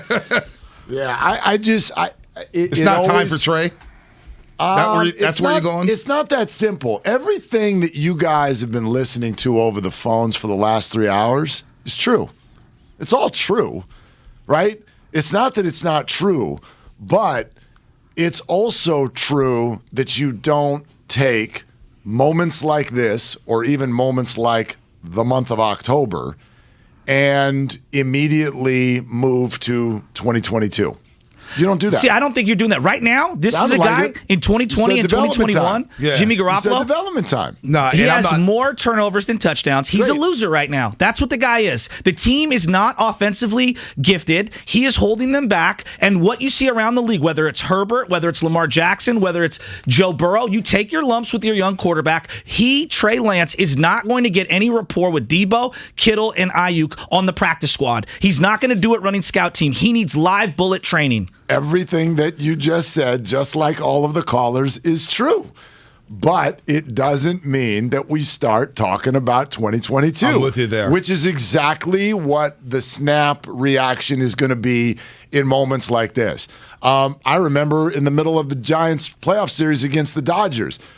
Dibbs, you know what word? What word did I try like hell to not use? Offseason? Thank you. You don't use it. You don't. It's a P1 right there. It's not. It is. Man, that was good. Yeah. There's 11 I games support left. my teammates. Yeah, but there's 11 games left. I'm with you. No one's saying the You don't season's punt on over. the season. I think Trey gives you the same chance to win as Jimmy does. Jimmy doesn't give you a chance to win very often. When you beat Chicago, you're 3-4, and Atlanta's holding down the 7th spot. You got 99 problems, and the QB is one in this case. But you also have 99 problems, is the thing. Your secondary is an issue. And let's talk about a lack of discipline and misuse of the red flag because the head coach isn't looking. He's doing too much. He needs to give up the play calling and be the head coach because he's got his head in the play sheet and the headset goes down. And so that's something he does This is something that will never, I know, ever happen. He loves that laminated play card. What about personnel decisions? Because you want to really get mad at something about today? Forget last night's game. Wash it away with this epic rainstorm. Let's talk about the draft. Hey, Mark, we're here, huh? You want to get mad at something? 5 first-round defensive linemen since 2015, a second-round pick in D Ford, and do they have an elite defensive line right now? I'm asking out loud. No, they don't. And we thought they were the strength of the football team. Which is why they don't have a good secondary as well. Because the only year that the secondary was good was because they had the amazing pass rush. So 5 of your 8 picks in 2021 did not play yesterday. Your 2 first-round picks in 2020, Javon Kinlaw's inactive. Brandon Aiyuk, 1 target, 6 yards. 2-line. Dante Pettis has more catches on the season than Brandon Aiyuk, which is crazy. Yesterday. A touchdown. Yeah. And he looked happy. He did. I was watching Red Zone Channel when he went in, and no joke, because I think I had to, with all the buys yesterday, I think I had to stream Darius Slayton in a league. I don't know who the Giants receivers' numbers are. Danny Dimes hits a receiver in the end zone, and I'm like, is that Slayton? I'm like, I don't know. I asked my son, who is that? Who is number 17? Who is that? Oh, my God, it's Dante freaking Pettis dancing in the end zone. With green hair. With beautiful hair. How about Danny Dimes' catch? He could play wide receiver for the Niners. Hey, man. I mean, can he get separation? How about those Warriors, though? I woke up with a smile on my face. Because, honestly, Niner fans, it's actually disappointing to me that everybody's all angry about the loss yesterday when I'm thinking to myself, if I was gambling on that football game yesterday, I was throwing loot on the Colts. I was throwing money on the Colts. I was. They have a. I thought the 49ers would win yesterday. I didn't. Liquidate all assets. That was a Dibber clause. And Goo and I went head to head. He was on the Niners. I was on the Colts. Colts. That was free money. So everybody's mad about Jimmy Garoppolo. We see the same thing for the last 2 years. They go up 9-0 with the defense that has, for the most part this year, shown out in a driving sideways rainstorm. If you had asked me in that moment when the 49ers are up 9-0 what the chances are of the Colts scoring 30 points in that football game, I'd have laughed you out of my house. Yeah, but Jimmy Garoppolo turns the ball over 3 times yesterday, and when you do that, and Deebo, big turnover by Deebo as well. That was a loose fumble, too, by Deebo. I mean, when you do that, I don't blame the defense today, even though the secondary is horrific. I'll reset the tease, which is what you're talking about right now, is why you're going to hate my take. Oh, I won't hate it. I won't hate it. You're going to love the show, though. 10:30. I've been waiting for this for so long. It's the Battle of the Baritones. Nick Friedel, Mark Willard, the 2 deepest voice guys on the station. They're going to go head-to-head. Barry White. We don't have a Barry White sing-off between you two. What's the line? I love it. I got Friedel giving 1.5. Wow. 1.5 octaves. Home dog? You made me a home dog? I do want to say this. Before I forget, because I know Dan Dibley, you know him very well. Rest in peace to Sam Spear. Yeah. Worked with him a lot at another radio station. You, Bonte. He was a great human being, one of the nicest guys I've ever met in radio, and he knew about all sports. He would talk your ear off about every single sport. I'm like, dude, I thought you just knew horses. The best. He knew everything, so rest in peace. Thank you, Bonte. I appreciate you saying that. That hit me. I saw your retweet over the top of John Shea, who had it, and then, man, I spent a long time yesterday thinking about him. Thank you, Bonte. Great dude. And you guys have a great show. A lot of Niner talk, lots of Warriors talk. It's going to be explosive from 9 to 12, and I guess Joe Shasky, this ain't the show for him. Well, I'll go with Willard Dibbs. Yeah, we'll see. They're longtime friends. Let me tell you something real quick about Dibbs that I'm sure not everybody knows. And first-time partners.